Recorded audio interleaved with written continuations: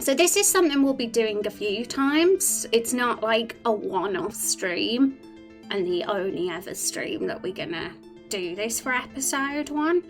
There's so much to develop and discuss and talk about and organise and decide story-wise, that it will probably take part over the series of several streams, or maybe even more. We don't know. It's hard to like put a number on it, but this isn't going to be the only ever stream that we do this. So if for people like who've got meetings today, who are unfortunately busy at work because work's a butt face, well, it's not like it's the end of the world if you miss this odd one stream, because there'll be plenty of opportunities to get involved and catch up when we do part 2, 3 and 4, etc, etc, because we'll all continue, you know, it'll all continue, and it's the best way to do it. Like I'd get brain melt if we did everything in one stream, and I think that's pretty impossible to do anyway, because there's just so much to talk about. Ideas also don't come to us immediately. Sometimes you need to sit on them for a bit and figure things out, and there's just so many different story elements and things to talk about. So yes, it'll be spread out. We probably won't do them all in a row. In fact, we won't do them all in a row. Like the next story suggested stream might be like not even next week. It might be like a couple of weeks from now. It'll be whenever the opportunity feels right to do the next one. But I'll be making an announcement well in advance, so you know. I'm gonna like make sure we have like scheduled dates for these so people know. Zexian, how are you doing?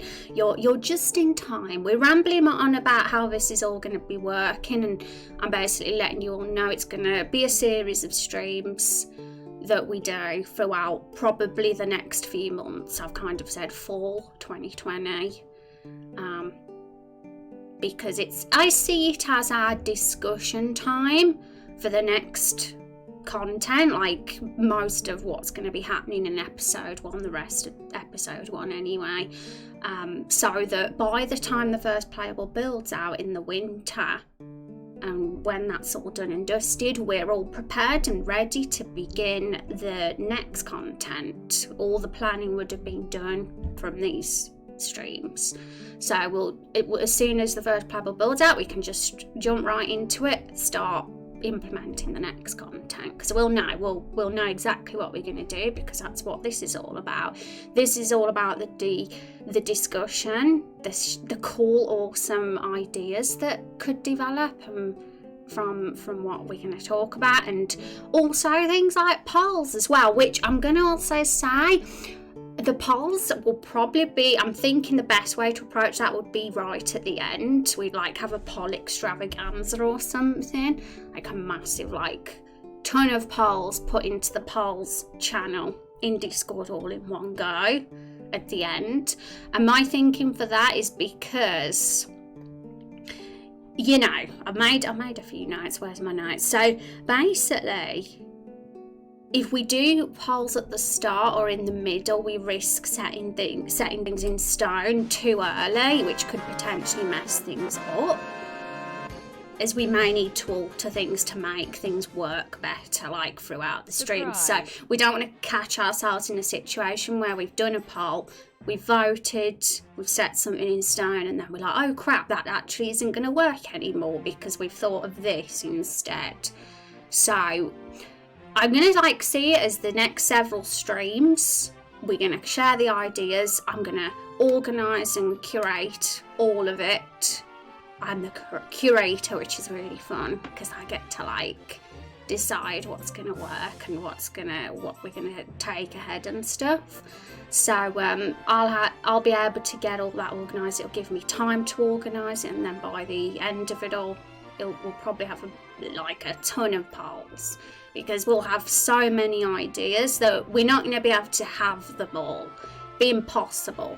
So I'll probably curate the ones that fit best, because as you know, I am working on a story skeleton, sort of framework, to keep things all organised and structured so it doesn't get too chaotic. So I'll obviously pick the ones that we know that are gonna work. And Master Emerald, oh my goodness, I apologise for being so slow at thanking you there, but thank you so much for that Twitch Prime. 8 months of Twitch Prime, everybody. How that is a long time. So let's have some hype for Master Emerald, everybody. I see you've already done the hype. I've been rambling.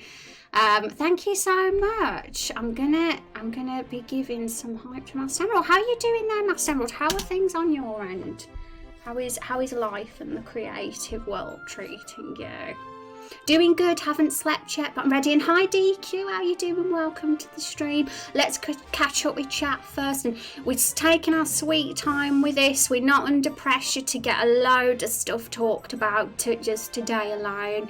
We'll move slowly, we'll discuss. I don't fancy getting brain melt anyway, because if we get too many stuff coming in too fast, I just get brain melt. So we'll take this easy on ourselves. We'll take a slow pace. If we have to do this over the course of half a dozen streams or even a dozen, then so be it, because it's fun. It's fun having all these over the next few weeks to a few months. Alright, very true. I get most of my ideas after sleeping on them for a few days. Exactly, same. It's pretty hard. Like, sometimes something strikes you. Like, I'll admit, because I've sort of planned for today's stream. I've got, like, starting points, but they're kind of just very basic ideas at the moment. So I kind of know that I'm not going to come up with things all on my own, because I'm kind of hoping that you guys will help bounce things off my initial ideas, and we'll get even cooler ideas from that. And then we'll need even more days to think about those as well. And hey Kung, sorry, got a call just as you message. Yay, how are you doing, Ezra? I hope the call was a good call. A nice person on the other end, I hope. But oh no, Zexy hasn't slept. Are you tired, Zexy? Surprise! Future-proofing your game is the term for that, I think. Future-proofing, what's the definition of that? Remind me, because I've talked about a bazillion things. I forgot what the future-proofing one was. I'm not one who knows all the terms for things, I'm going to admit. I just know what I mean and what I'm talking about, but I never know the definition of the actual terms. Doing good, being frustrated with teaching course prep, but still good. Oh no, how dare it. Teaching course, be nice to Master Emerald, please. Speaking of talking about stuff, can you confirm something for me? When the player makes a character and are picking class and body type, they are always a human, right? Correct. So the reason why we only have a human choice in our character creator and not of a race is to avoid it getting too complicated, because the character creator right now has like a couple of hundreds of different assets, like different hair colours, different skin tones, the hunter and warrior thing, and all these different little bits that make up your custom hero come to at least a couple of hundred assets.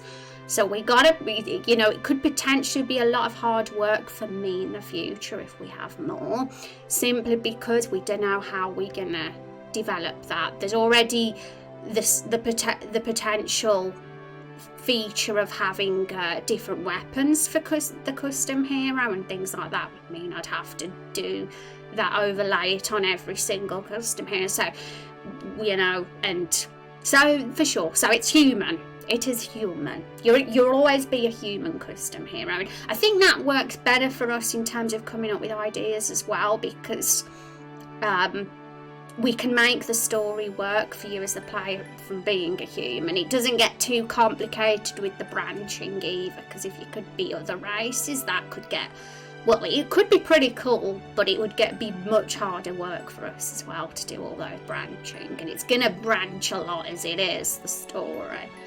So I'm good, thanks Rose. Been working on more game updates. Was supposed to just be a small project, but keep getting new ideas to add. Yeah, thank you so much for sharing that in the Discord, Azriel. It's going to be awesome to see how all that goes. So keep keeping us informed with it. And plus, if the hero is a different race, the dialogue might change based on what they are. Yes, exactly, Zova. So as I said as well, it's just all the branching, isn't it?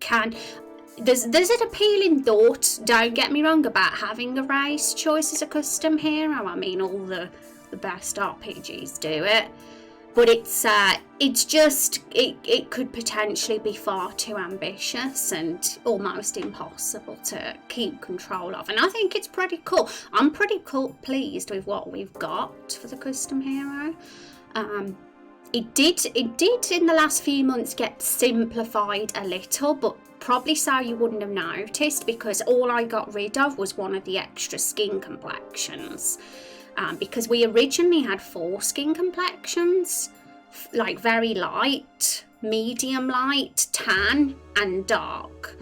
And I got rid of one of the light complexions because I thought we don't need 2. We don't need 2 light ones. So now we just took the 3, a normal light complexion, a medium sort of tan, and then the dark. So getting rid of just that one complexion got rid of a lot of assets, so it's making my work a lot easier for me if we were to do like certain things with the custom hero, like weapon overlays and any future sort of things we think would be cool. Mr. Radu, thank you so much for the 5 months. I appreciate that. Hasn't time gone quick? Radu, remember when you were just meeting us and getting excited about our project and stuff, and that's been 5 whole months. My goodness, let's have some hype for that. Thank you so much for all the support you've shown and all the excitement for the project, Radu. Let's have some hype. 4 skin complexions. That's actually why I asked. Wanted to make sure that wouldn't be a thing before I started suggesting Nigel being racist towards the lizard planet. Very smart, Zexy. I like that you're getting thorough about it, because the more thorough you guys are and the more you know. That's why I encourage you all to read the Lore Bible if possible, which I'm going to give you the link to, because the more you understand about what we've already done, which is why I'm putting all the dialogue trees and embedding them now, because that you guys can easily get a really good understanding of the story and what the characters are like and how they speak and stuff, and the plot. So things like that will make you pros at the game. I mean, there'll be people who come in, join the community, who probably won't know as much, which is fine as well. I don't want to be the sort of person that's like, no, you've got to know everything, otherwise you're banned from the stream or you're not welcome. Of course not. Everybody's welcome. Anyone can suggest ideas, even if you're not up to scratch on the lore. You still totally can join in.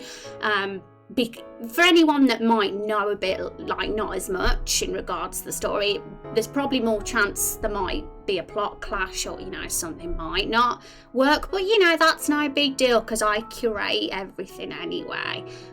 Whatever goes on the polls or whatever we go forward with will be decided by myself. I'm not going to just say yes to everything. It has to work by me and my vision. So anything that does get put on the polls will be something I've approved of, and I don't mind the outcome of either way. Or I think, that all of these are really cool ideas.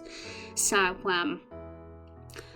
yes, there will be probably a lot of polls by the end of this. I mean, there might be some elements of this when we're talking about the story that we're going to set in stone beforehand and not do polls for, because, for example, community submitted characters' profiles would have already set certain things in stone. For example, Rex's character, who in his profile says he hates humans. He's a reptile that hates humans and wants to annihilate them all. That is already set in stone because his character profile says that. So we going with that whole reptile-human conflict plot. That was already set in stone beforehand because of things like that.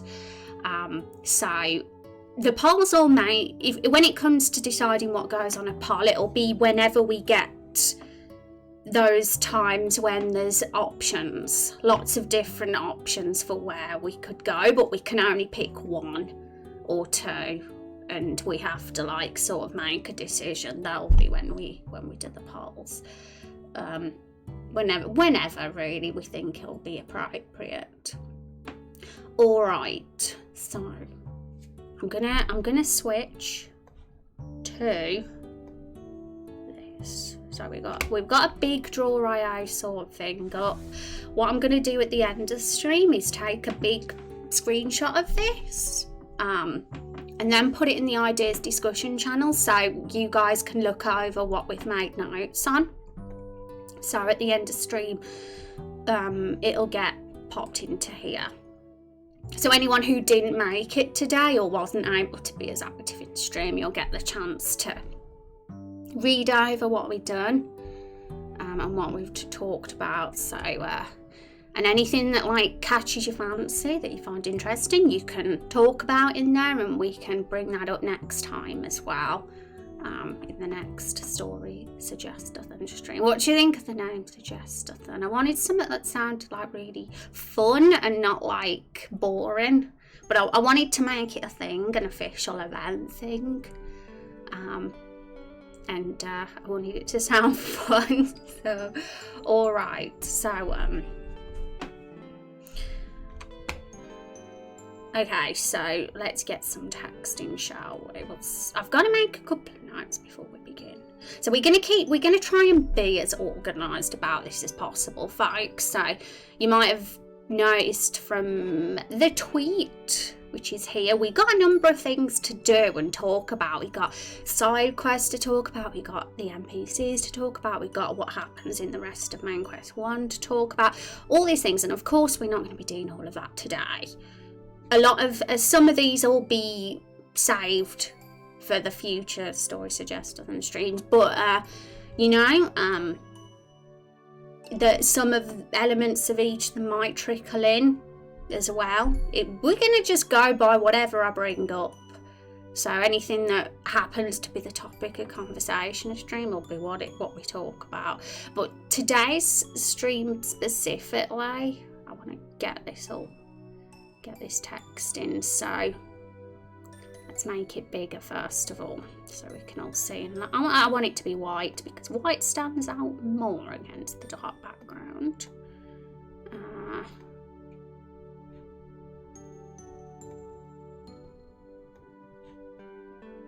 Here it is. I was trying to find the font colour change then and I couldn't. Alright, so yeah, today's stream in particular, what I thought would be a cool thing to start off with before we jump into anything else would be to discuss the two major events that we know of episode 1 and what you, the hero, will find out about this new place in the world, the Everbloom Forest, that he's just been thrown into. Because when you get here as the hero, you know, it's a brand new world to you as the player. You don't know nothing about it.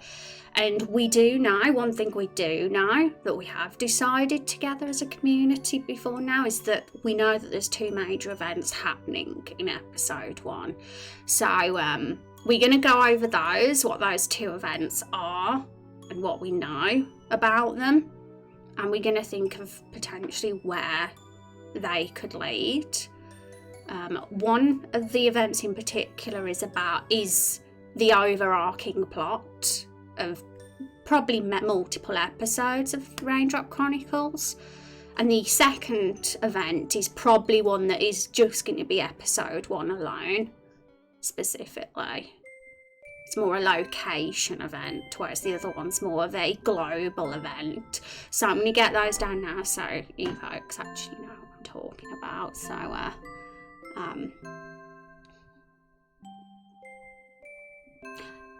okay.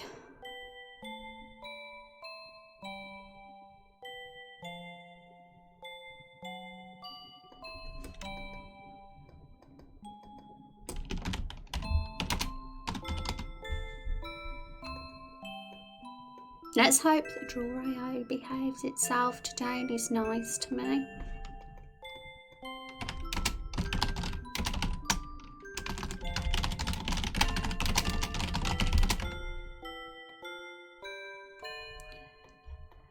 I think it's smarter to start off with the stuff we already know before we jump into like brand new ideas, because I imagine it as any new ideas we get in terms of side quests, like new themes and new like potential mini story arcs, they're going to branch off these two events more than likely. And I'm a big fan, I don't know about you guys, but I'm very fond of stories that all branch off from one thing or a couple of things, like rather than it all be disconnected and disjointed and random. I love it when things connect and it feels more like a real world then, rather than people living separate lives in one world. And hi Wes, how you doing? It's good to see you. So one thing I imagine when it comes to episode 1, we know it's set in Everbloom Forest, which is like this enchanted, flat, flowery, beautiful place, but obviously has some like, it's not all happy and sunshine and rainbows. There's some things going on there. So when I think about Everbloom Forest and the fact that episode 1 is set in the Everbloom Forest, everything's gonna go with the same themes for consistency. We're not going to go all over the place with our ideas and start having themes and looking at story elements that have nothing to do with what's going on here. Now, if somebody does suggest really cool story ideas and quests and all that thing, and there's potential there, then I will just like copy and paste it, put it away, lock it away for the future episode. Oh my goodness, you're too good to me. Oh my goodness, you've done it again. Thank you so much. I don't know what to say. Thank you, Meister Kuro. Oh my goodness. Oh my god, so you've given 10 again. That's 20 overall. Holy crap. Let's have some hype in chat, guys, for that generosity. How are you doing anyway, Meister? Very nice gift subs. I know. So many. I appreciate that. It means a lot to me. Super means a lot to me as a starving creative, as I call myself. I want to live my dreams one day, don't I? To be able to do this forever and ever, or as long as possible. So people like you certainly help. Thank you very much. And Ray, DQ, Marcus, Stephen, Ifas Exy, Musicarian, Prop and Ben, Calamity Darling, and Maverly. Thank you so much. I hope you guys, those of you that got those subs, we're getting a lot of alerts now, because I don't actually have an alert set up for an individual gift one. It's all going to be with a little bit in a minute. But hype, it's an excuse to have hype, so let's get that hype in chat. But all of you guys that got those subs, I hope you enjoy the emotes. I hope you enjoy the double raindrops, because you do get double raindrops if you are a sub in this channel. And double raindrops, if you get 1,000, you get to be a character in the game, an NPC. Playable characters are closed. They're going to open again in the new year, but they're going to cost much more. It's going to be harder to be a playable character now, again, because, with NPCs we can have many. We need loads of NPCs to fill this world, but playable characters are a little bit more rare, so there will be a cap on those. But yes, 1,000 raindrops is the number for right now to be an NPC in the game. So enjoy those double raindrops and the emotes. It's been a bit LOL. I'm in the process of writing my game too. Oh, well, I hope yours goes well. The writing bit to me is the fun bit. Like, just thinking about all this stuff is amazingly fun. Thank you for the hype, everybody. Oh my god, Captain Wes as well. You sneaking in there. Almost missed that one. Thank you so much for the Twitch Prime. I appreciate that. Let's have some hype for that Twitch Prime as well, folks. I've been unlurked. Thanks. I hope you enjoy that one, Ray Mari. I hope you enjoy the emotes and the double raindrops. And enjoy your lurk. You go lurking away. Some folks like to lurk and I don't want to disrupt that. Appreciate you being here. Not bad, enjoying your content. Thank you so much. Double raindrops means the double characters, right? That's a joke, by the way. LOL. Well, you can be clever about it, in all honesty. Some of you if you create an NPC or a playable character, you have the option of bringing in an extra invented character if it fits with your arc. Like, you know, you might have like a spouse or a brother, and they can be sort of added. That's a cheeky way of adding an extra character in the game. Okay, LOL, yay. Okay, so where were we? The 2 major events of episode 1. Yeah, I thought it, as I was saying, I think it's going to be cool to start off with what we know so far, because then it'll be easier to think of ideas that come off these 2 major events in episode 1. So really everything that's happening in episode 1 is built around these 2 major events. And I wonder if any of you know what these 2 events are. I'm curious if anyone here knows, but we're going to get them down anyway, because if you have forgotten or if you don't know, we're going to write everything down anyway, so don't worry. And like I said, this is all going to get screenshotted and popped into the general ideas discussion channel after stream, so anyone can have like a proper look and a proper read afterwards. So it's exciting. Writing is the hardest part to me. I'm a bad writer, that's why I went to school for computer science. Well, writing is something I believe you can get better at with practice. You don't even have to be a beautiful prose writer. Like, who cares about beautiful prose, really? I just care about being entertained and something that's compelling. You gotta excite the peoples. I think this is why this is super cool, you know, because we're gonna get the ideas rolling in. Some of them, not all of them all work, but some of them might be absolutely marvellous, and that's what's gonna give us a fantastic story here.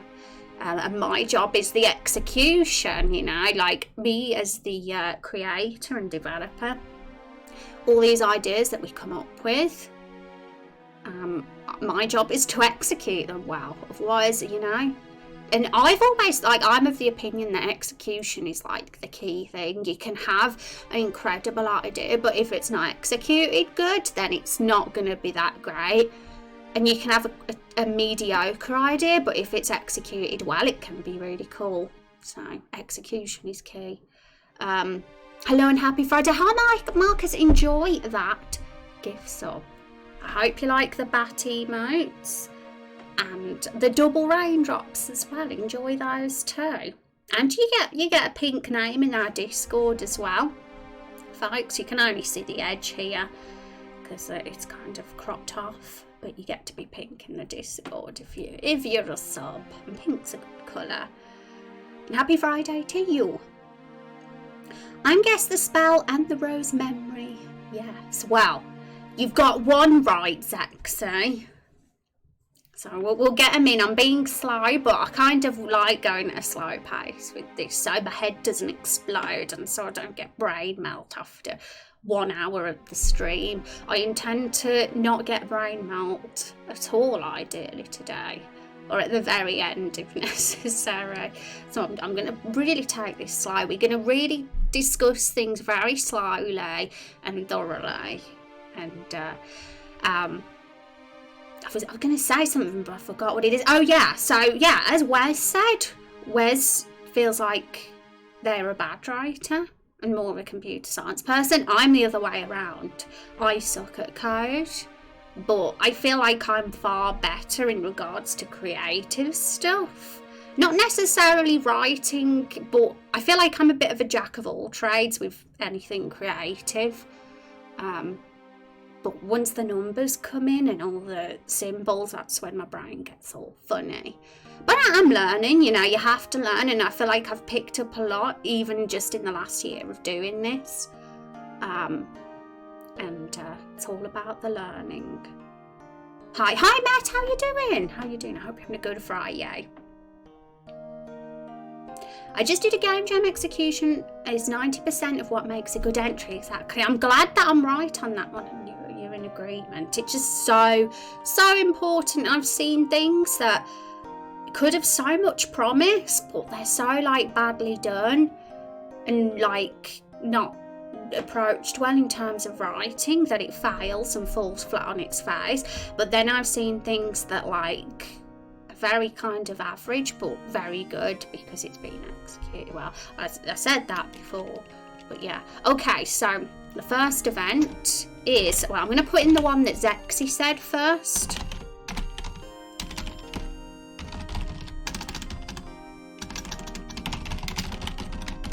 Because I wanted to mention the one that everybody mainly knows first. And I'll probably put some images on this so we just don't have a boring wall of text. And I might give it some colours as well, perhaps. But the spell of the Everbloom Forest is actually written up on our lore Bible. So if anybody wants more information on that, you can read on the lore Bible. We also have a YouTube video about this as well, on my YouTube channel. It's the one, right, you have to scroll a bit, and it's the one with all the barrels on the thumbnail that's like a bright yellow background. But it's in the lore discussion playlist, and that talks about the spell of the Everbloom Forest. But really, the spell of the Everbloom Forest is literally the whole game's main arc, to put it simply. It's the reason why the barrels and all the sentient objects in the game that we've grown to know and love, it's the reason why they're alive and why they exist in the first place. So that is why the spell of the Everbloom Forest is one of the major events of episode 1, because it's everything of the whole game. Carol the Barrel is the MVP, and her sort of backstory is going to be pretty important. But it's not just Carol the Barrel. Like, a lot of the characters we've met in the game so far, like Carol's companions, the fruits, even the trees and enemies themselves in the Everbloom Forest that you fight in battle, are like objects that are alive that never used to be but are now. So I'm gonna have to write a bit more text explaining what, just like a summary of what the Everbloom Forest is, just so people have a little bit more understanding of that. So I might do that now. Hey, hi Deadshot, how you doing? It's so good to see you. I hope you're having a great day. Science character uses a brain melt attack when they throw around so many numbers and symbols that they stun the opponent. Oh, and I also like that you put in idea and colon met. That keeps things very tidy for us. So, but yes, what I'm gonna do, which is what I always do, is I've got my notepad file up and I'm gonna like literally list every idea people say. I'm not gonna read them today while we're doing this so that we can keep the flow going, but anything that looks like an idea that gets mentioned in chat, especially one that's relevant, but I'll probably copy and paste everything else anyway, I'll just like throw into my notepad file. But to avoid brain melt, I'm probably gonna like just skim over them for now and read them off stream, and then they'll be brought up in a future story suggestion, like for potential curation if I feel like, whoa, this could go somewhere. And we also do have an ideas discussion channel in the Discord, so if you've got anything super long that has really like captured you as an idea but it's far too long for chat, the best place for it to go is definitely here for sure. So Discord, we've got the Discord command for anyone that hasn't joined. But if it's short, I don't have a problem with it being put in chat. Any thoughts, any cool ideas, just say. But bear with me if I'm like not clicking straight away, because I don't know if you guys are the same as me, but sometimes when you get loads of info coming in at one time, that is when you get brain melt and you like get all confused and you need to give your brain a rest and read it properly later. Did I give you my old demo for a project I had to scrap? I can't remember, Deadshot, but feel free to pop it into the creative work channel. If you've got like a demo or anything like that, that's the best place for it to go, because then the community can have a little look if they wish. Rose, I didn't know you had a Discord. Where is this? happen. A little sexy or funny.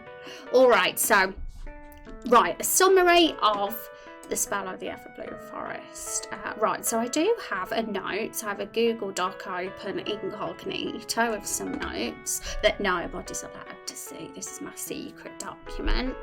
But it's been... I've made a few notes in there, so I've got something to go off today. So,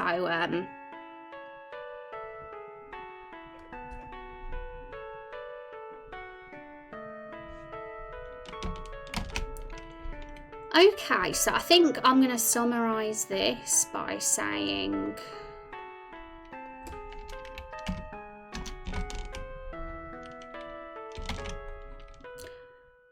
okay, so I'm going to try and figure out how on earth to get over this weird text formatting of Florio. There we go. I have sorted it. Sometimes when you copy and paste text, it goes all weird, the font, it just looks a mess. So, I didn't know about Helvetica though, let's change it.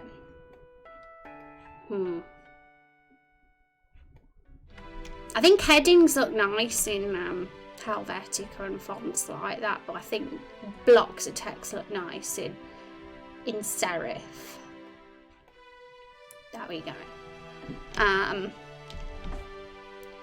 So, in the last 12 months, there's a timeline on this as well. The timeline's important because that's going to be what helps us get an accurate sort of estimation of how long it's been going on. But in the last 12 months, things have strangely started coming to life, such as barrels, containers, trees, plants and fruit. So that is really the premise of the game. That is the premise. Okay, I'm gonna get up, like, honestly, read the Lore Bible, folks, if you want to read more about this, because we have a timeline on there of which barrels came to life first, like the order, and we also have like a few articles on the subject, and there's the YouTube lore video as well. It's the one and only lore video I've got on the YouTube. It said link expired. Oh right, that somebody had that problem last stream. You have to go in the panels now to join the Discord. I'm gonna have to put that link in the panels instead. I'm gonna do that now because otherwise people aren't going to be able to join the Discord. So give me a sec, guys. I believe it does work for some people, but not everybody. Seems like it's expired for a few people. But this should be this one here. I hope that one's right. Does that one work, guys? That discord.gg link I'll put in chat. Because that's the one that's in the panels. Well, not the panels, it's in the about section because they're there now instead. But I know the one on the bot is a different link, so I'm thinking maybe that's the one that's the broken one.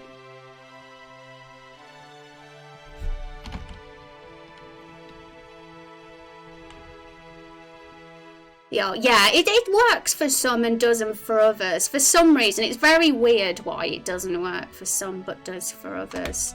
Interesting, because I've had that a few times. A few people have come in and says it doesn't work. Well, others say it's fine.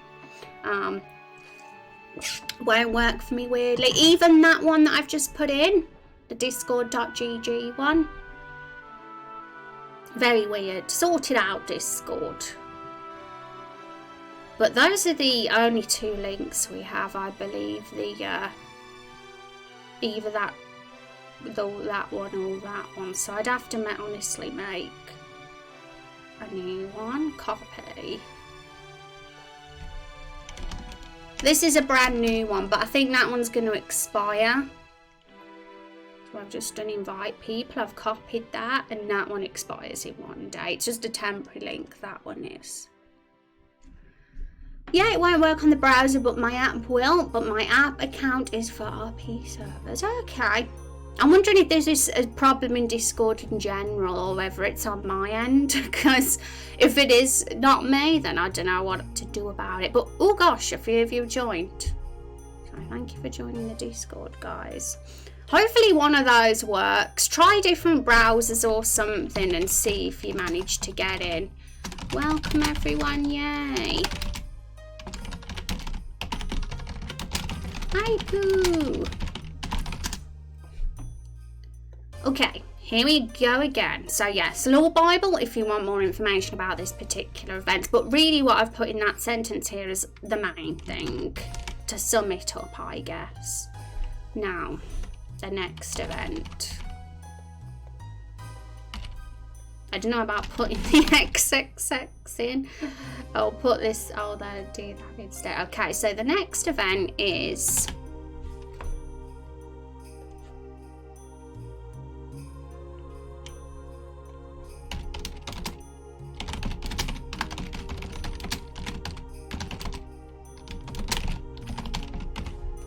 the war between humans and reptiles, which we've talked about a bit less.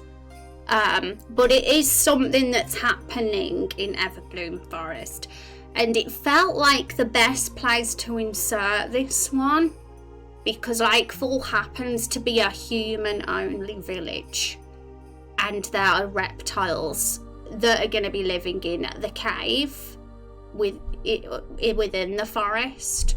So it just felt right to introduce this one at this particular point. So this one is, like I said, one is going to be an overarching plot over the course of the entire game, whereas the other one is going to just be an episode 1 specific event and sort of plot.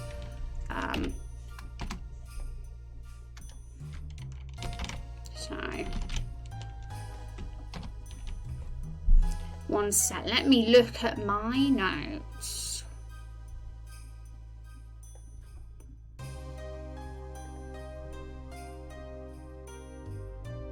Dropbox link to it. I think it should be. I hope so. I have to say, your Discord is one of the most organised servers I've ever seen. I definitely borrowed your emoji tiles for my server. Oh, thank you very much. Yeah, I thought the emojis just make it look a bit more visually appealing, and I like to see a bit of visual in between text. Personally, I'm glad you like it. It's just a hiccup on Discords, and yeah, hopefully they'll fix it one day. Alright, so I'm going to say overall story arc for this one. So that means it's going to continue throughout all the episodes. This one, like, it's not going to just affect what happens in episode 1. It's going to be continuous. The whole, like, plot of things coming to life, and the whole barrel story itself. Carol the Barrel and her friends, and the fact of being captured. It's an ongoing thing, which means that we're probably not going to find the barrels in episode 1. Like, actually, I'm pretty sure we won't, because it would happen too fast. We might get another flashback of them. There might be an opportunity to have another flashback scene with them, just so we can find out more about them if we wish. But we're probably not going to actually meet them and find them in episode 1. Because episode 1... We'll talk about that in a sec. I'm not going to say it yet because I think there'll be another opportunity to talk about what I was going to say in a bit. So I'm also going to put here.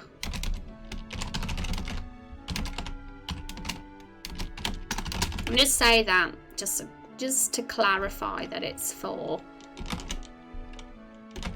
multiple episodes. And this one is episode 1 story arc. So one really cool thing about doing an RPG in an episodic format is that I feel like every episode will be a little bit different from the other and have different stories, like mini stories within them, and touch on different themes. And because we're in Everbloom Forest, it seems we're going to get the more foresty themed stuff. That's a little bit vague, but you know what I mean. Everything will kind of go with a similar theme. Like, we got this whole racist thing, fantastical racism thing as they call it, in fantasy stories going on in episode 1, but that doesn't. Episode 2 might be a completely different thing. We'll be in a different area, and there'll be different new themes and new stories that come, and that keeps things fun and keeps things fresh as well for us. Having different episodes have different like stories and things, and characters like Rex's character, the one with the hat, who hates humans and wants them all like annihilated, is like the antagonist of this particular arc. Because Raindrop Chronicles is going to have multiple antagonists. You know, we're gonna meet a lot of characters. There's going to be a lot of NPC submissions over the time we do this, and there'll be different times when those antagonists get introduced, different mini story arcs in each of the different episodes. And do you want the player running back and forth between the village and the cave, or do you want the human quest to happen, be finished, then lead to the cave where the cave quests happen without backtracking? Good stories, actually. That's something we should talk about, because we're going to be discussing things like that. I have a feeling that's going to get brought up. I'm going to catch up with chat first, and then I'm going to read that question again. So I guess a lot of events so far can be grabbed from the timeline from earlier. Yes. So the spell of the Everbloom Forest, if you mean the timeline on the Lore Bible, is yes. There's a broken portal, so you can't actually finish the demo. Oh, really? Foresty theme, finally political position I can get behind. Rose for May 2021. Foresty theme. I don't know whether program is it the demo voice, is it folder? Yeah. Okay, so where were we? Right, I'll read your question again, Zexy. So, do you want the player running back and forth between the village and cave, or do you want the human quest to happen, be finished, and lead to the cave where the cave quest happen without backtracking? Okay, so I think right now it could be either. We'll keep our options open on what's going to work best, because it's very hard to set something in stone and know for sure the answer to that when we're still very much developing how these little stories are all gonna go, because so we might come up with something where we think, well, it's going to work best to design it that particular way, or it might work best to have it the other way based on what we decide to do. So the design side of things, I'm flexible with that. Either could work. We'll shape the design of and development around the story and all the cool ideas we have, but either of them are doable, you know, from my end. I think it'd be pretty cool if we give like the sort of illusion of an open world where you can, as the player, go back and forth between the village and the cave. I think that's quite nice, having that freedom of where you can go. But I say that but we haven't done any of the caves so far. So main quest 1 and 2, there's no cave. The cave introduction is main quest 3, but whether it'll be like that by the time episode 1 comes out, we don't know, because the cave will be designed eventually, and we might decide we want the player to be able to walk in earlier on if they wish. The only reason they can't go in the cave right now is because it hasn't even been like designed yet. We haven't done the tile set for it, but by the time it does get designed, maybe they can go in during main quest 1 and 2. But we might need to be a little bit clever about what the allowable areas that they can go at some points, because it could get pretty hard from a design point of view if we allow too much freedom. But I don't want to be that sort of person that's putting invisible walls in the way and doing all annoying things either. If we're going to do that, we've got to be smart about it, which is another thing we're going to talk about in a bit, because there's the way out of the Everbloom Forest. Obviously, there's going to be a map that leads out that we haven't done yet because we've not done the next zone.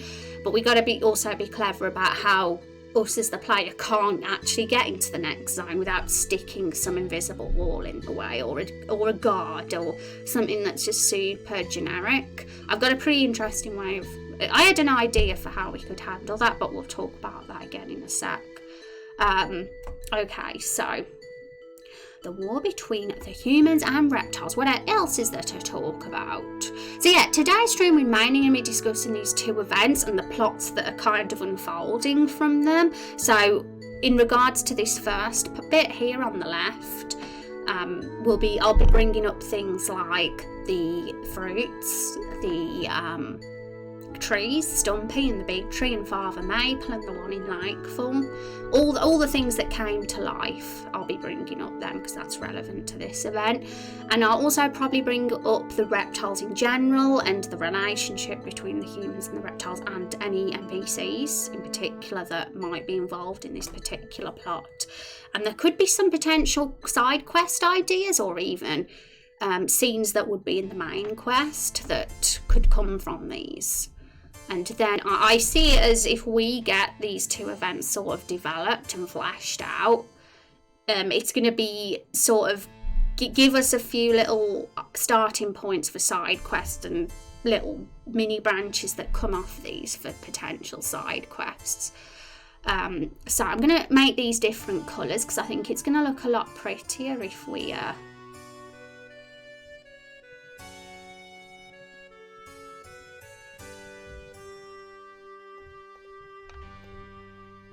if we don't have all white. Should we, yeah, is that a bit dark? Let's lighten that one up a bit. I thought, yeah, red for war, blood, and the spell of the Everbloom Forest. Yeah, maybe blue for that one, because it's all about the raindrops, that spell is, and raindrops are blue.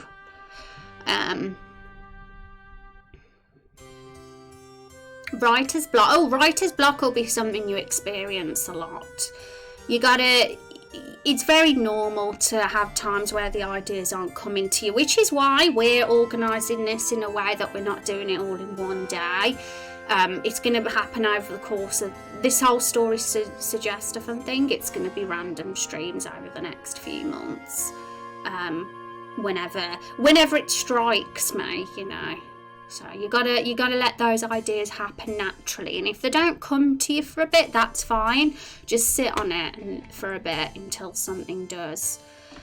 So I've only got fudge here, so let's fill in this a bit more.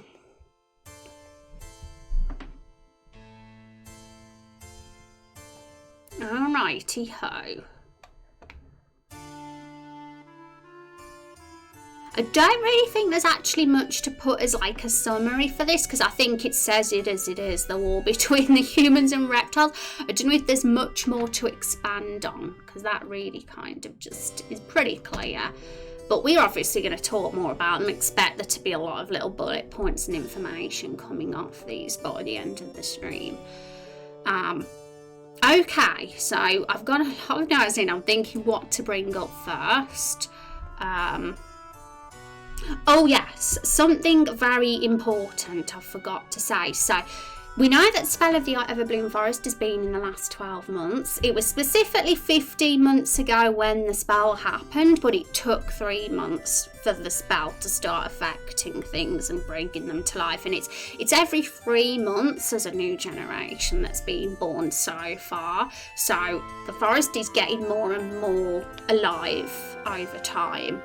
And the NPCs living in Nightfall are going to know about this, you know. They're going to know something weird is happening because things aren't like they used to be. So we'll talk about that a bit more in a sec, because that could help us come up with NPC ideas as well for what they're like as people and how they're reacting to these things happening around them. It's pretty difficult to come up with good, relevant NPC ideas without understanding the world first and what's happening in the world. Otherwise, there's always a chance that the NPCs you make are just not going to be relevant at all to this plot that's being built. That's why it's good to have friends help spark the imagination. Yeah, that's why this community project kicks butt, isn't it? Basically, because me alone, I might be able to do something pretty cool, you know, but it's not going to be the masterpiece it is without you guys. it's going to be all of us together that's going to turn it into the masterpiece. And like, yes, I've made notes. I've sort of planned for this event, this story event that we're doing today. So I'll have some starting points when we start talking about ideas, but there'll be a lot of blanks there. Like, there'll be things that I'll be like, well, what's next, and where could this lead, or so, and that's where the community come in. How was your vacation? Haven't been able to, when I got back. Oh, my last vacation was Christmas. I've been a hermit since lockdown. So maybe you meant that. Yes, I have been a big old hermit. Someone's talking bad things about Australia. Well, that person is a big dookie face, and who knows why people talk bad. Jealousy. Because they're a big troll. I don't know. I don't care to know that person, because I don't allow negativity in my environment and my stream. I have a blast doing what I do, and if that doesn't connect with somebody, that's their loss. And I make sure that the community we have here are people that enjoy this as much as me, so that we can have good vibes, good energy, and not let anything ruin our motivation. I think a lot of people I notice have been criticising Rose, but she's used to it. Yeah, I've got plenty of haters, guys. When you're a person on the internet, you're gonna get that. It's the reality. So you gotta build that tough skin. It wasn't me. Hi Rose. Hi Bear. How you doing? It's good to see you. So we want to look into what people were doing before the spell and how that might have been disrupted or otherwise affected. Yeah, so feel free to look at the Law Bible. I'm sure many of you have, and you kind of have a bit of an understanding what's going on there. But we're gonna sort of break everything down one bit at a time, so that we know, so that we can get super organised with this. And we'll take things slowly. We'll talk about different elements of these at a time, and I'm hoping that we can get some cool ideas from just discussing this one piece at a time.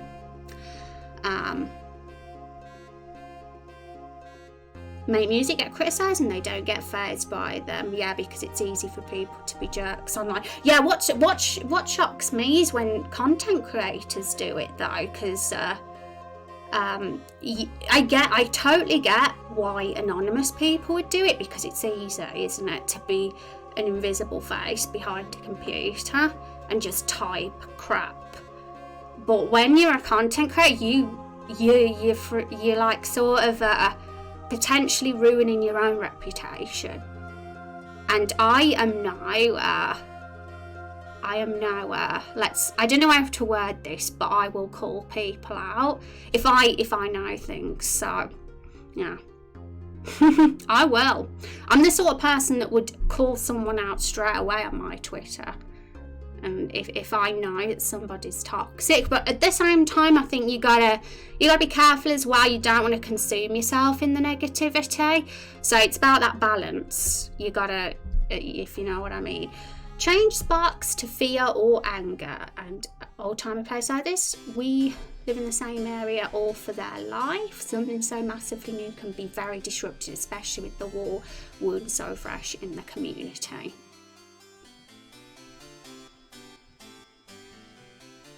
Yeah, so now Zexy raises a very interesting point here, because this is all stuff that I feel we need to discuss today, and Zexy's clearly realised this. We know that now this is something I want to state first, so we just are very clear on the timeline here. So I'm going to put it here underneath. So before we progress, I'm going to say, what size is this text? 24. Okay.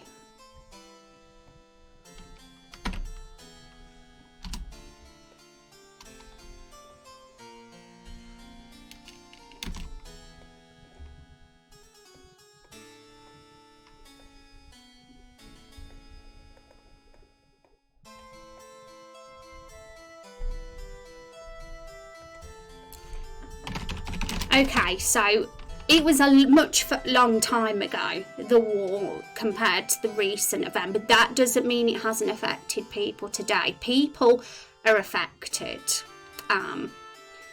The war has kind of made some fearful and scared. Some people are younger, like the younger ones, like Fiona Buckington, for example, weren't alive when the war happened, so she's kind of got a bit more bravery about her. She's got a bit more courage. She's a little bit more daring. She's willing to walk into the forest, as you know. Whereas her brother Nigel we already know he's a bit of a nervous wreck. And some of the other older ones, like the older someone is, the more likely they've probably been affected as a villager. The younger ones, maybe, some of them might, because they might have listened, but that's things to talk about as well, how NPCs have been affected by the war and how it's kind of making them react to the recent event too. So the reason it has to be 17 years ago, guys, is because, as you know, I'm building an overarching framework outside of streams, and 17 years is the perfect fit for us, and I think it works quite well. Okay, so let's read chat first before I talk about more. Hello, hi Zayas, how you doing? It's so good to see you. I hope you're having a fantastic day. Met did the heavy lifting by bringing it up. Yeah, this is why it's so good, because you guys spark the ideas among each other, as I say. Okay, so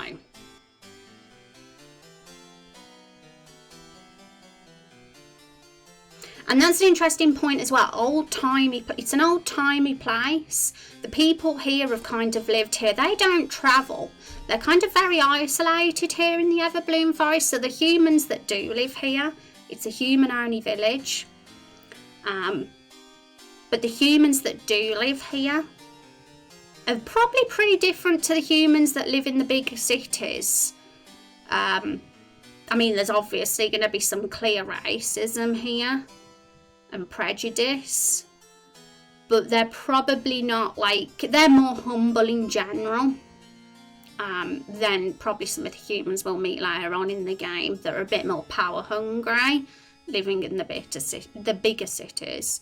And although yes, there's going to be that racism thing going on, I think it's going to be very important, and I've said this many a times, that we don't make the reptiles the evil race. Evil races in fantasy is cliche, and it's a little bit. It's so much better to have flawed and good in both.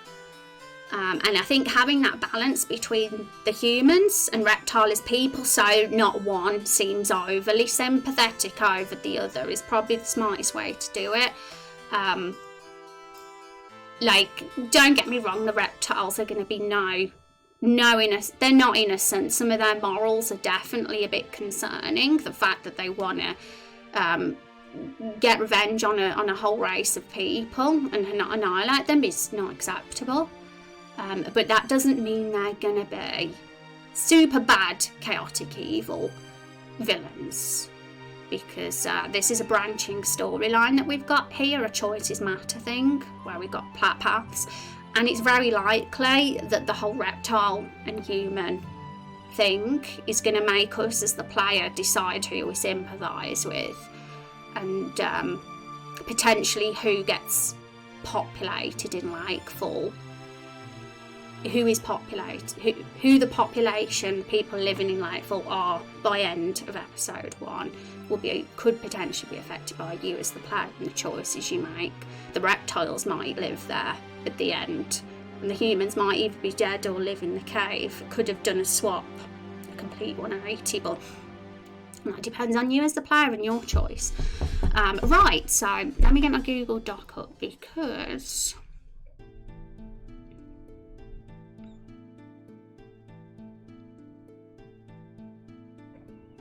I want to make sure while we do this that I've mentioned everything in my notes, because there's a lot of stuff here. So, this is the first one I'm going to bring up. And it kind of relates a bit to like what Met and Zexy were sort of talking about with NPCs. So I thought it'd be cool to talk about NPCs for a bit and how they're affected and what some of their beliefs are. And this sort of thing, like the NPCs and what they're feeling, it's going to be really important, because when we're thrown into the world as the player at the beginning, the NPCs are going to be the first people we meet before we do anything else in the game. There'll be NPCs wandering around Lakeful. There'll be a chance to talk to them. Dialogues will pop up and that, and they'll probably react to what's been happening in their lives a little. Some might be a bit more wary. I mean, not everybody is going to want to talk to a stranger. Some will be like, who are you? And they'll be kind of wary because they're already fearful as it is. But other people might be more of a gossip. It all depends on personality, things like this does. So it's going to be super interesting to think of the sort of stuff the NPCs are going to say when we as the hero talk to them. Let me just get this text thing. I don't want it to be in the middle. There we go. Let's have it at the top, because it usually gets centered. So okay, so I copied some notes there. Can't see it yet. I'm deleting it. Maybe for later, there should be a few humans and a few reptiles that are trying to build peace for a future. Perhaps a quest trying to return the remains of the dead as the first step. Interesting. Okay, so I imagine, like, I'm a big fan of when it comes to the humans and reptiles, not all humans are going to be the same and have the same motivations and personality. Not all humans will be the same, and not all reptiles will be the same.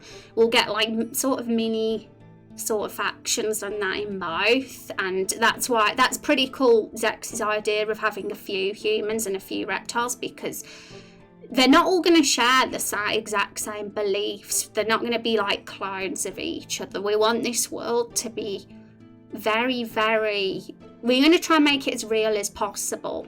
And that makes it more complicated too, when the races are all, the people among them are different, and you know, you got some with completely different personalities and outlooks, because then it's going to make it harder, the whole thing. Like it kind of just shows that there's no difference between humans and reptiles. There's absolutely no difference really. You're just happen to be a different race, but you know, they're no different.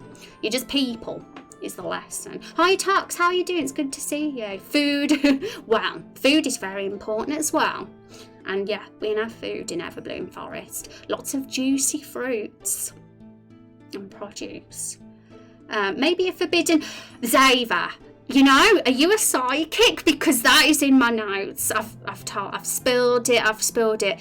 But as I said earlier in the stream, I have made some real kind of starting points for potential plots and story elements. I haven't like filled them all out because I want the community to kind of fill in gaps as well. But what Xavier said is one of mine, and I'm going to talk about that a bit later if we do get time today, because I thought that would be pretty cool and potentially very tragic and heartbreaking as well. I had a few ideas to come off from that, so I'm excited to talk about. Zava can read my mind. Open my Reptilian Secret Society Manx novel. I'm a sucker for sappy, helpless romance. Yeah, and there's something about that forbidden romance, you know? I mean, we've already got we're already starting a potential blossoming romance between Carol the Barrel and the hero, if you do decide to go down the romance route with Carol. It's not, you don't have to, you can romance another character you meet later on if you want, but it's an option. So the whole like different race romance thing is you know, we can bring that parallel in if we wish. I had a really good starting idea of how that could go, that forbidden romance human reptile plot could potentially go. And it makes us see it from both sides as well. We're getting to see a human point of view and a reptile point of view from that couple. Because really, I don't want you guys to hate the reptiles or the humans. I want you to like sort of sympathise and like bits of both of them, but also question parts of both of them as well. Like, none of them are squeaky clean. But some of them are going to have some points that also make you like them too. That's the goals. Forbidden love. Looks like you have more hair than the last time I was here. Oh gosh, my hair has grown massively. It's touching the ground now. Talked all that's an exaggeration, but it has grown a lot, my hair has, in the last few months. Humans and reptile, they're both equally horrible. Yes, they are. They are both really kind of as bad as each other, but they're also, alright as well, some of them. So we don't want to make them too hateable, because then us as the player will just not give a crap. We'll be like, oh, these people suck, let's turn the game off because they're all vile. So there's got to be there's got to be hope for wonderful humans, and reptiles among the disastrous ones. I will question only the humans. So who here? I'm very curious. I'm going to ask chat. Who's on Team Human and who's on Team Reptile? Because the answer to this is going to make me see who we need to make a little bit more sympathetic. Because if most of you say you're on Team Human, I'm going to purposely try and make the reptiles more sympathetic.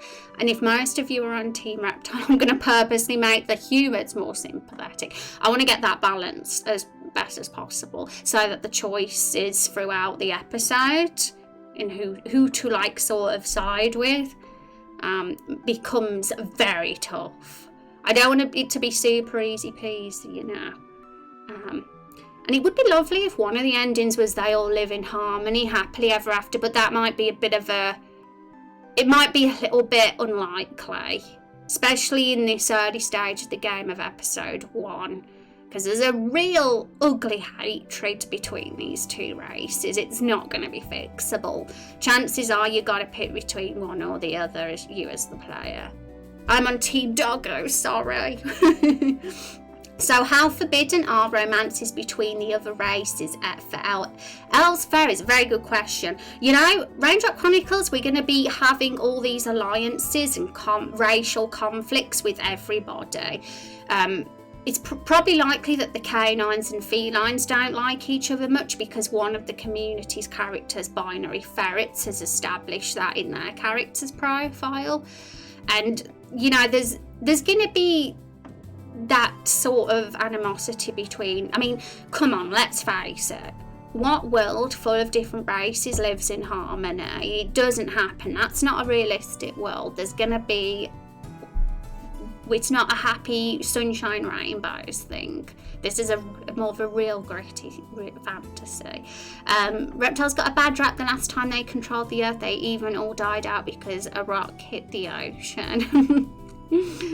I'm on both teams. I want to see a human and reptile marry. Yay! Team Reptile. I'm on Team Elf and Fairy. Are you, Van? So you're not on human or reptile. You hate them both. Team Human Reptile romance. I see that the whole human and reptile romance is a very popular thing. So I'm looking forward to bringing up my initial ideas for that plot and seeing where any other ideas could potentially take that. Reptiles taste like chicken. Team Fruit, because food is always better. The fruits are psychopaths. Zexion and National Mars put in some ideas in the ideas discussion channel last week about the fruits, and I had a really dark twisted idea come from that. It only came when I read what you guys said, so at some point I'm going to discuss that too.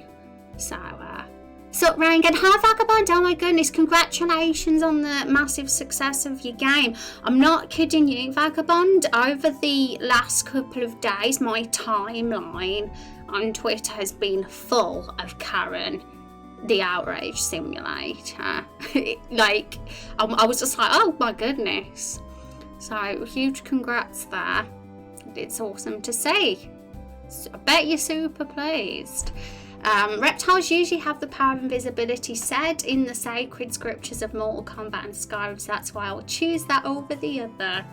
Stories suggest other. Yes, this is a special event of streams, folks. If you want to look at the Twitter, I've actually, or the Discord, it doesn't have to be the Twitter, it's right here.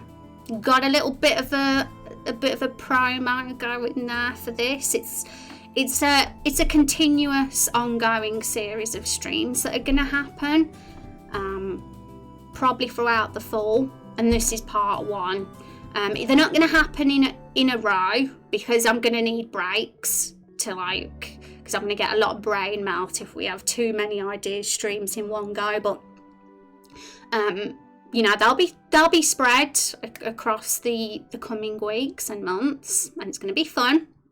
We're not going to talk about everything in just this stream because there's so much to discuss, like so much to talk about. And I think that today we're only going to talk about a tiny part of it all. So it's all episode 1 stuff, of course. We're going to stay relevant to what episode 1. And of course, it's going to be very natural for chat to bring up things for the future. And potentially, ideas are going to come for the future and things that we aren't particularly discussing right now, which you can do. I'm not going to say, oh, you can't talk about that. But all I'll do is copy and paste any irrelevant things and put them away for later. Because then when the time comes, it's going to be super cool because we'll have more ideas to go from in the future. I don't know about either society structured to make a decision. Yes, Met makes a very good point there. We have to flesh this out first before you know if you're on Team Reptile or Team Human, which is another big thing of what this stream's going to be about. I'm actually hoping that in this stream before the end we can get some sort of ideas about the differences between humans and reptiles and build a sort of history. And I've got some initial notes, so they're going to get put in, and you guys might bounce some ideas off those notes that I've got. I don't know if I'd say happily ever after, but maybe have a hidden quest line that, if done at the right time, causes them to reach an easy peace, at least for the episode. Yes, so maybe we won't have just the 2 endings where it's either humans only in Lakefall or reptiles only in Lakefall by the end of the game. There could be a potential 3rd ending where it's more of a middle peaceful resolution, but that would be the super good ending everyone would want. I'm evil. I like forcing people to choose between 2 impossible choices rather than give them an easy way out and put the nice ending in, because everyone will just go for that and no one will ever do the other 2. But we'll see, because right now it's early days. It might be too complicated if we have 3 branches. We might need to just have it to the 2, but we'll see, because we'll figure out what's best for us when we've built it and we see what potential paths there are to go down. Maybe put up a poll for it. Oh yes, there's going to be a poll extravaganza by the end of this whole thing.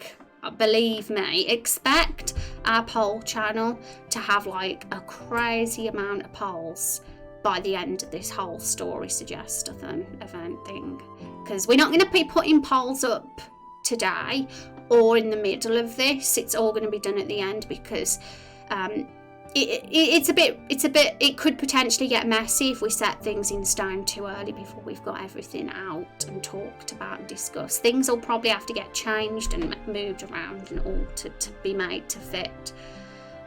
Karen can't be stopped. You've got an emote for it. I love it.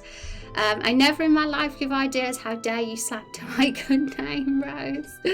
If honest, I'm on Team Elf because I'm a sucker for pointy ears. A lot of you are on Team Elf, I say. And I love the way lizard folk are in Divinity. Very different from other fantasy settings. Oh, is there anything in particular you love about the lizard folk in Divinity? I'm very curious. It's always good to get inspiration from other fantasy settings. How elves are basically cannibal savages. Yeah, we might need to make the elves a little bit more grey morally to make them not as lovable. I mean, nothing wrong with them being lovable. I like grey, I do admit. Love that dwarves are on the boats too, such great riffs on classic D&D lore. It could be a middle ground where Everbloom ends up at war with both the human and reptile governments because neither wants the peace to happen. Ooh, reptile government. So that's interesting because Everbloom itself is a very humble, isolated region of the world. It's not anybody that is a leader in here, which Rex's character is, the reptile with the hat. He's like a leader of the resistance of the reptiles, and he is most definitely in that cave in Everbloom Forest planning this resistance and the next attack after 17 years. So, you know, there's definitely like some sort of leaders and mob, but it's all very like, it's nothing that's too organised or structured because the world is this region's very out the way. And I'm sure there might be a kind of leader among the humans too, but because we haven't discussed the NPCs here, we don't really even know who they are yet. So this is going to be very fun to come up with different characters and ideas. Have a human or two that are veterans of the war that tell you about a specific battle. Have a lizard that tells you about the same battle. The stories are massively different, meaning I love that idea, Zaxi. And because this war was 17 years ago, it's very, I mean, there's probably at least several reptiles and humans that were in that war that were survivors that are alive to tell stories today. So that's very, very, very doable to have that as a thing. And what you're saying there about the whole one side lying and stories being different, all this stuff is very fascinating to me, and I can see there being a ton of contradictions between the two. They've demonised the other race. Again, like, both of them are guilty of it. The reptiles are guilty of demonising humans, and the reptiles will be guilty of demonising, well, you know, vice versa. So that's stuff to talk about too, and I have some notes on that as well, so super cool. Well, the ending will have so many pieces in it: the end for the hero, the end for the important pieces that the hero kept, and what happened to the world about him. It will be interesting to see all the endings. I will, and it's still very early days to flesh out these ending ideas for episode 1 right now. All we have right now is an ending where the reptiles are populating Lakefall and living in harmony there amongst themselves. Like, they've moved from the cave to Lakefall because the reptiles actually lived in Lakefall originally. It was originally their land. It's very isolated. The reptiles probably saw it as a forest, a place that was well away from the world where they could live without, you know, the politics of the other races.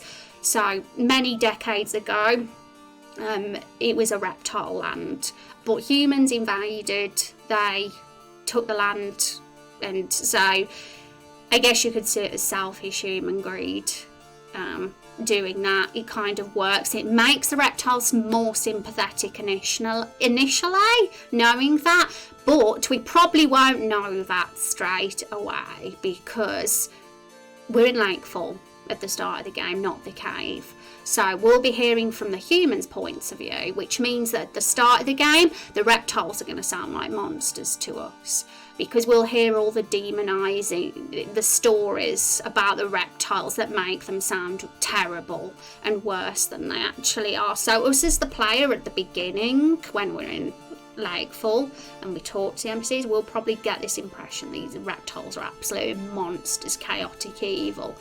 And that sort of point of view and opinion is probably going to be different when we get to the cave and we realise that things are actually very different to what we thought. But that doesn't make the reptiles innocent either, because they'll probably be in their cave planning all sorts of ridiculous plans about eradicating humans, and they're also demonising humans themselves, and the humans don't deserve that either. So it's all a big mess. Why can't people be happy and live together? How can someone who wears a hat like that be evil? Well, he's not evil. Rex's character's a morally grey one. and anti-hero, I guess, if you want to call it that. I mean, he's no innocent one, let's be clear. He begins as an antagonist in this episode, but he is, you can potentially get him on side if you are sympathetic and show sort of compassion to his fellow like reptiles. It all depends on the branch you take. So in Divinity, the lizard are high society. They slave trade all of the races and have a strong war history.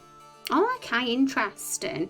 But yeah, if you guys have any links to or inspiration from other games, feel free to be inspired by that when we talk about this. I mean, we're not going to completely rip off their lore. It's good to like make your own original, but it's always cool to be inspired.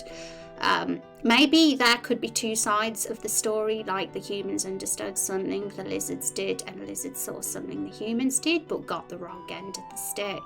Ooh, yes, I absolutely love, I mean, I don't know about you guys, it seems like you're with me on this because you've suggested it, but I absolutely love like contradictions and false beliefs and all that kind of thing. It's realistic.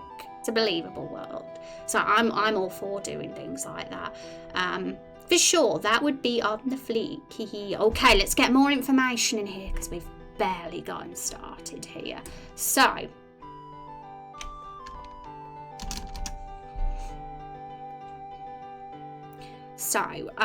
this is probably more relevant to the spell of Everbloom Forest, so I'm going to start writing it down here underneath this particular bit. Now, this is something Zexion himself mentioned in our Discord months ago, absolutely forever ago, but it's pretty clear that this is what's happening.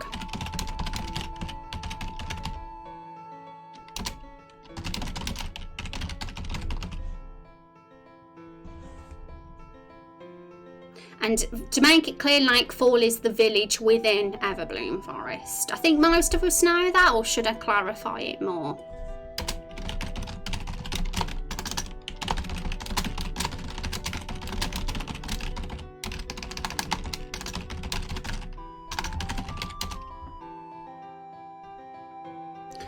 Okay, so to sum it up, there's talk.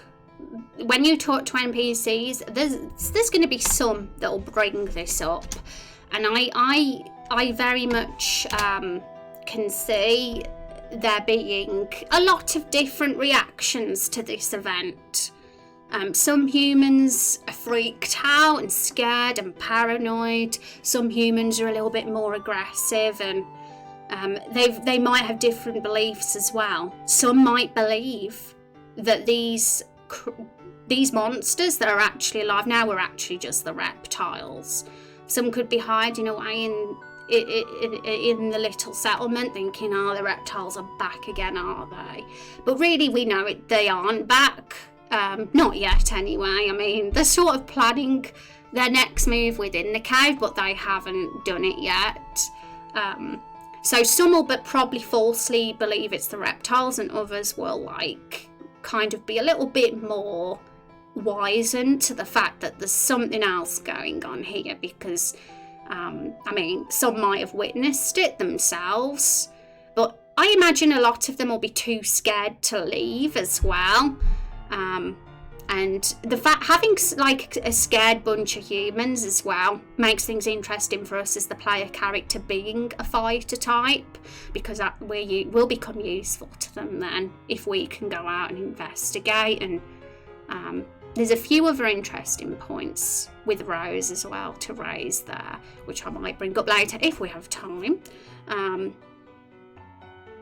Or it would be interesting to know why the war started, and if it was truly the lizards or humans that instigated, or was it a third party that had a particular goal. See, all these layers are absolutely fascinating, and I imagine, I think it'd be cool if we think one thing as the player, at one time and then realise later that it was different. Like, that's why I like at the start us believing the reptiles are monsters and chaotic evil, because we're hearing everything from the perspective of the humans that's putting that into our heads as the player. But then when we go in the caves and discover their way of life and we actually talk to them there and get to know them, we realise actually it's not that black and white.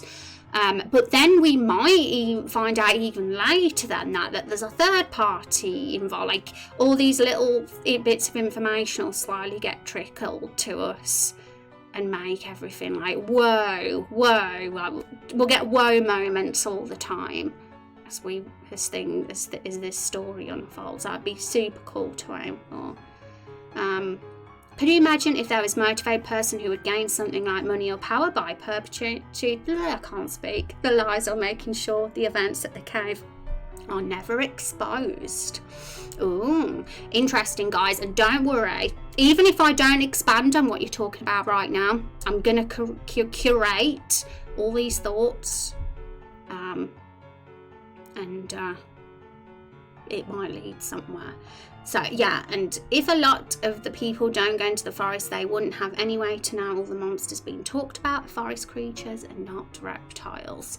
Also, angry and scared humans could scapegoat the reptiles, saying they're a reason the monsters some type. Exactly. So even if, like, some of them might be so, like, ignorant that they actually believe that the things that are attacking humans out there are the reptiles themselves, some may actually have witnessed it being monsters and trees and living plants and that, but still have it in their heads the reptiles are behind it, even though they've witnessed it firsthand. And others, there might be other humans that actually might be willing to listen and get past their ignorance as well. There could be humans that are like, actually, this might not be the reptiles. And I think those are going to be the people we might warm to a bit more, because we know that they're not as racist. I mean, if we're going to have a romance, a forbidden reptile and human romance, we're going to have to pick the human that's the least racist to be with that person, I guess. But there, it doesn't even just have to be one NPC that is like that. There's going to be different ones, and I imagine the younger ones are more likely to listen and change and think about things more, and it's going to be the older ones that are more stuck in their ways that are unwilling to change. Funny, just like real life, isn't it? But it makes sense, because the war, if it was 17 years ago, the ones that lived during that war have got the deeper hatred because they were there and they saw it all. Headcanon. Fiona is not a racist towards lizards because they have money and she is a business money. But business money, oh my god, I'm getting my words mixed up. Yeah, and I don't think Fiona would be racist from what we've sort of learned about Fiona so far. Now, Fiona's a very layered character. There's so many directions we can take her way of thinking and her motivations. It's fascinating, and I can see with Fiona it being a poll in the end to see where we take that particular character, because there's so many different potential routes, and we'll see when all this is done and over with, well, what ideas we've got. But I don't think she'd be racist because she's one of the younger ones. And she's definitely a lot more brave. She just walks into the forest without fear. Yeah, for sure. Okay, so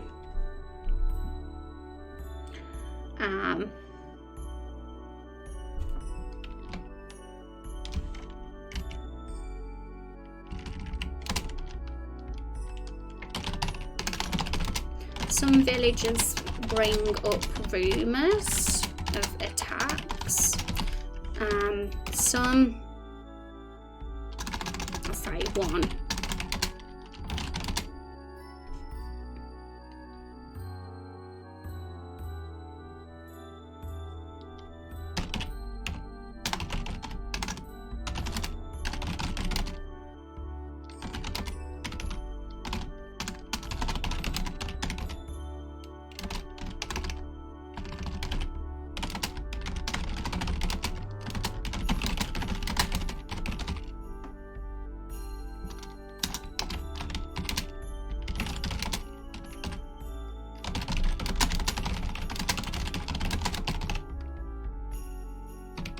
So yeah, so the I guess the main two beliefs are one, some believe it's reptiles. Two, some believe the truth, that the forest is coming to life, and there could be ones in between, you know, like you've mentioned. Some might see that the forest is coming to life but still believe it's the reptiles. So we'll have, like, we could potentially extend this list beyond just the two if we want to. So feel free to say if we need, if you think we need to add a third or even a fourth, just type it in chat, let us know, and you'll get added. Some believe the forest. So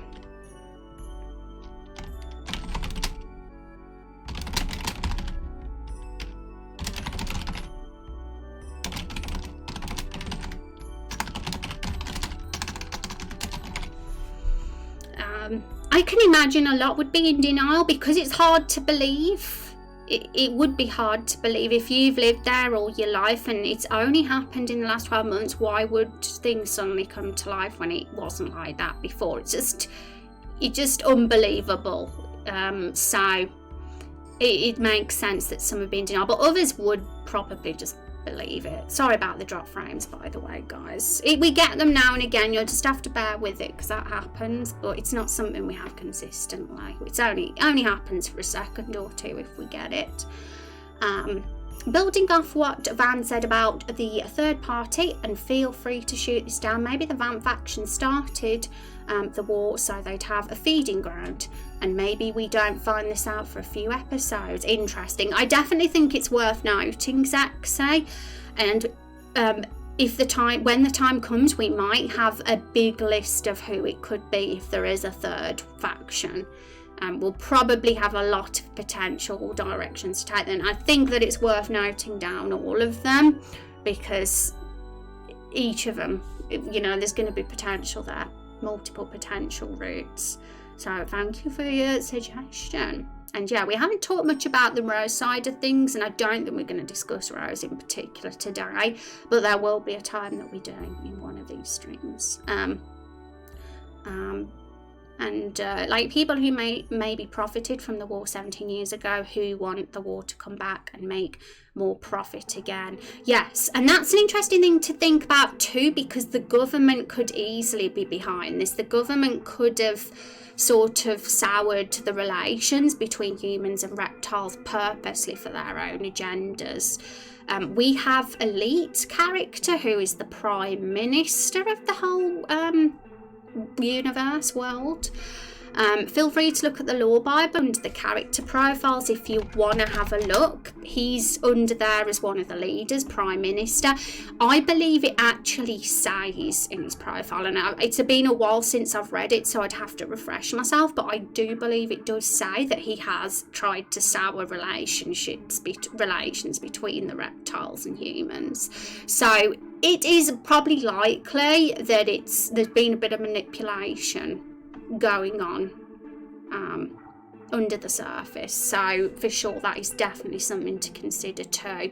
And it doesn't have to just be the government. This could affect multiple factions all over the world. Like the vampires could be involved too. Maybe multiple can be involved. And if it could be made to work, as long as it's not a mess and it works, then I'd be willing to think about who else would be too. I was away for a second, but now I'm imagining someone who's all, how can I be racist when I have a reptile girlfriend or something like that, but that probably can wait until we get to a larger city. Well, episode 1 in general, the whole war between humans and reptiles is predominantly, why is that there? Is predominantly going to take place in episode 1, so you'll find that a lot of these arcs will be closed and maybe finished by episode 1's ending. But I say that, but that doesn't mean that's it, and it will never get brought up again, because the whole the sort of what do you call it? I can't think of the word that's coming to mind, but the conflict between races, that's an ongoing thing that's always going to happen. Like, there'll be a sort of obvious conflict between those two races in the future episodes too, during scenes and dialogues. And if we ever have reptile party members and human party members, they might not get along very well because there's such a history there. So it'll be obviously being an ongoing affected thing. It's not going to just end at episode 1, but it probably won't be like the key story that's, you know, without episode 2 will probably bring up other themes and other mini arcs, because it's good for me as well as a creative to sort of do other things as well, like to keep you excited and keep things fresh. Elite uses reptiles to make his fantasy cloaks. You bring down Prime Minister Elite must fall. Yeah, Elite's character is the Prime Minister of our game, so I guess you could see him as the government leader, and in anybody who is, when we talk about the government, like we've talked about the government in the Spell of Everbloom Forest video, for example, he's the Prime Minister, so he's very key to the government and the decisions that the government make. And it doesn't mean he's behind everything. There's probably other higher ups in the government too, but we've just not created them yet. But, you know, in the future, there'll be more, I'm sure, whenever it's relevant. That's so sad. Oh no, what's so sad? Which bit? My goodness. Okay, so next bit. Let's see if there's anything else to So I guess we've talked about their beliefs.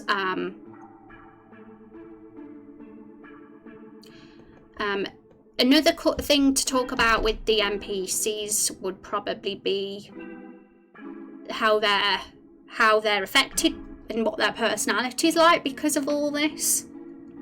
So, because not every NPC is going to be a clone of each other, you know. We're going to have different personalities here. That's what keeps things exciting. All the dead reptiles as cloaks. I know it's tragic, but all that sort of stuff is what makes it all juicy and exciting.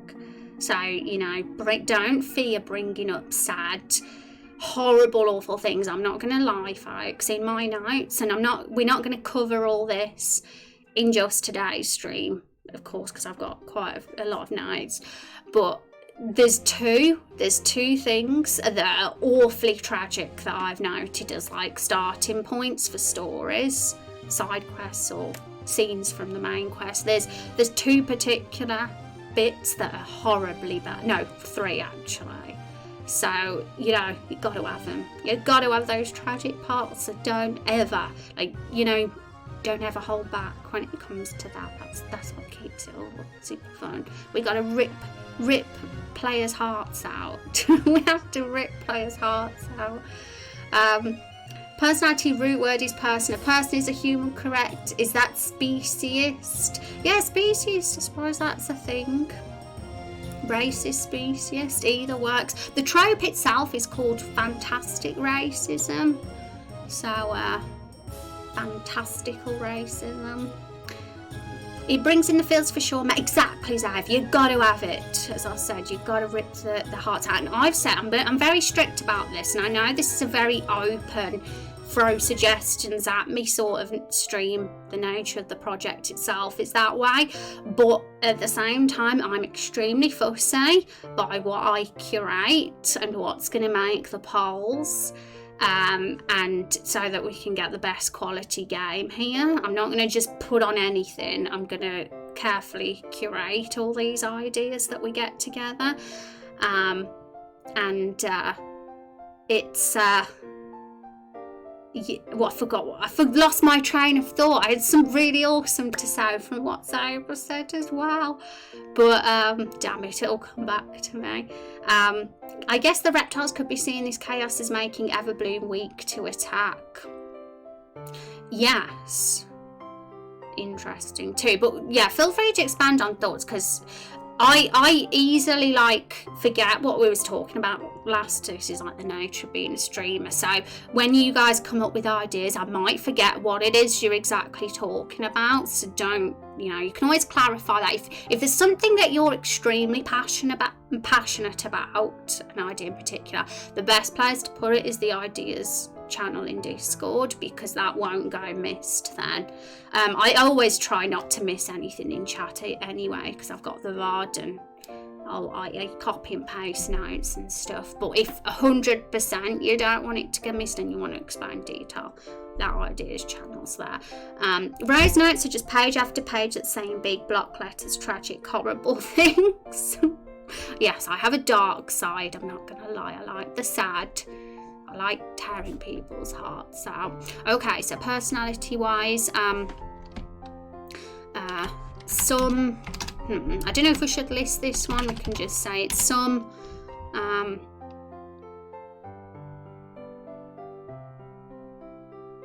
some are paranoid. Okay, NPC personalities.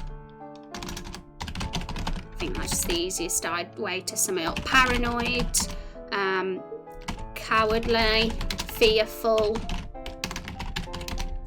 Those are the easiest ones, because obviously, you know, things coming to life, that those are like key personality like traits some of them will have. I mean, we've already got Nigel, who's clearly a coward, but then we've got Fiona, who's like really determined and doesn't let anything hold her back sort of person. But why is she like that? We need a reason for why Fiona doesn't give a damn and still walks through the forest. How was Fiona able to walk through Everbloom Forest without getting attacked herself? How does she make the trip between like Fort and the cabin where she's captured Rose without getting attacked herself? That's kind of interesting, because she's only a little girl. And it is something to consider, because there are a ton of enemies in the way, and she would likely have seen this. Fiona knows that there's things coming to life, because she knows the fruits as well. We don't yet know her relationship with the fruits, but there is definitely a relationship there that will be discussed at some point too. I think in both factions there should be a person that is completely hopeless and full of hatred, and then a person for each that is more the icon of hope. Good, that's interesting, so that should be noted too. But like, because I'm putting NPC personalities here, this is like simply for the ones living in Lakefall, so I'll just make that clear. Due to but we need to do it for the reptiles as well, and like humans in general. But we need to like break down humans, reptiles, and their differences too. National, thank you for the sub. I appreciate that. How are you doing, National? Fiona's parents are dead. She might have developed a live at all cost personality similar to her brother's, but the opposite. Yes, good point. And Fiona's parents are dead. I think that is assert simply because it's only her and her brother who are running the inn. Where Fiona in particular is the owner of the inn. She's the person in charge. So clearly she's got no parents, because they'd be running the inn otherwise. So we can assume that Nigel. Thing is, this is a plot hole. Fiona's parents couldn't have died in the war, because it happened 17 years ago and Fiona's only 12 years old. So that's an interesting thing. But the war does have, I don't think we can make it under 12 years, the timeline. I'll have to look at my notes off stream to see if we can make it less, but 17 years seems like the perfect timeline from what I've been looking into. So that's the thing. Nigel would be over 17, I'd say. But Fiona, we may try, and I don't know if it'd work to age her up, because I think the whole badass kid thing is a really cool thing. It makes it more shocking and awesome. But we'll think about it, because you know, it's not like everybody just died in the war. They could have died later from something else. We can think about that one. I will never forgive Reptile for doing, and then Reptile Human has taken everything from me. I won't rest until they're dead. Oh, interesting. Thanks for sharing the ideas over. I'm going to make sure I don't miss any of these ones because it's all cool. I can see myself looking through the VOD at the end of stream because I haven't copied and pasted all notes today. Pretty hard to do that sometimes. Thank you. So that could for sure work. We can have a mixture. I think it's good to have those opposing personalities. We don't want them to be clones. That's boring. Maybe she met an injured lizard one day and ended up talking to the lizard and helping that person. Interesting. Yes. And that's the thing to think about too, because we know in the last 17 years the war has stopped. Things have calmed down. There's no like conflict or battles going on anymore, but there's still sort of over the years. We know that sort of Rex's character, for example, has slowly been planning the attack. They've just not got around to doing it yet. So reptiles have been living in the cave. Humans have been living in Lakeville. A lot of them might have not met the other. Humans may not have a clue, some of the younger ones, what reptiles even look like. They've just heard all these rumours and these false stories and myths about them. So it might be the truth, but just the twisted truth. And Fiona, being one of the younger ones, would be one of these people that would have lived and grown up to all the stories. And she could have found out that things were very different when meeting them. I mean, if we wanted to make Fiona be a sympathetic reptile character, we could, or we could give that story to another NPC just to give them more of a role, because we don't want to give Fiona all the plots either. She's already got a lot going on with the whole Rose and Fruit saga. So we might want to create a brand new NPC that takes that story of helping a injured reptile, just to share the stories out between them a bit more, because we want to populate the village enough. It's not like Fiona and Nigel are the only ones, and we don't want the other NPCs to just stand there and do nothing and have no story either. So I can see us equally making sure that there's sort of these very tiny mini arcs going on with each of the NPCs in the world. So I give the impression that they've got their own lives and stuff happening with them. Maybe she can fight, or mayhap she has that makes her invisible to monsters, given her the fruit given to her by the fruits. That's interesting thoughts, actually. That is interesting, because what you posted in the ideas discussion channel when you mentioned the trade of produce, where they make that deal, that is very, very doable, that kind of thing. And I had some interesting thoughts come off that too. The one thing that sprung to my mind with that idea, and if we just go in we could go in the Discord, but I remember what you said anyway, was that one of the reasons the fruits hate humans so much is because the humans have been eating them, but those are the living ones. They're angry that they have ate the living fruits, because tomatoes I think, was it Tomato's brother got turned into juice, and Blueberry's mother got baked into a pie? Yes. So they hate them for that. But we can still have it be possible that they do a trade, because they just trade the fruits that didn't come to life, because not all the fruits on the trees are going to be alive. Some of them are like non-living fruits, of course. So they would trade with Fiona the non-living fruits to get what they want. And maybe my idea was that some of those fruits, which works with what Zexy just said, have like special side effects and properties. So having that one of the properties be invisibility, so Fiona would make it work, so that we've got a reason for how she was able to get through the forest. And, the side effects and properties could be really screwed up and dark twisted things, potentially. because the fruits are evil. Let's not forget the fruits are evil. So they've made this trade with, if they're making a trade with Fiona, the human NPC, maybe they are so, like, they purposely make those fruits have horrible side effects. Maybe there's some good side effects in some of these fruits, but there's bad, secret bad ones in others. And that kind of makes them more evil, which is the plan, because they are the first boss of the game, and they are chaotic evil apart from Apple and Lemon. Lemon's more of a Lemon's no angel, let's not be honest, he's horrible, but he's probably not chaotic evil. I'd say Tomato and Blueberry and Plum are definitely chaotic evil. So we got to keep that going. We've got to show that the fruits are up to no good. They're not going to be so nice that they're like, oh yeah, you can have my fruits, Fiona, let's make a deal.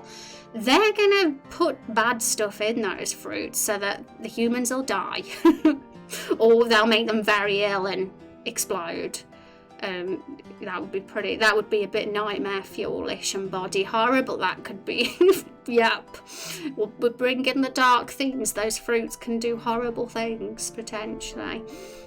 What is okay to eat in this game? Interesting question, Kong. Well, I because the forest is coming to life, some things are alive. Not everything's alive though. Let's make it clear that there's definitely fruits and plants that are not alive yet, because this is all happening gradually. It's only been happening for 12 months. In the first three months there was probably only a few things alive, and then it just got more, it's getting more and more living as time's going on, and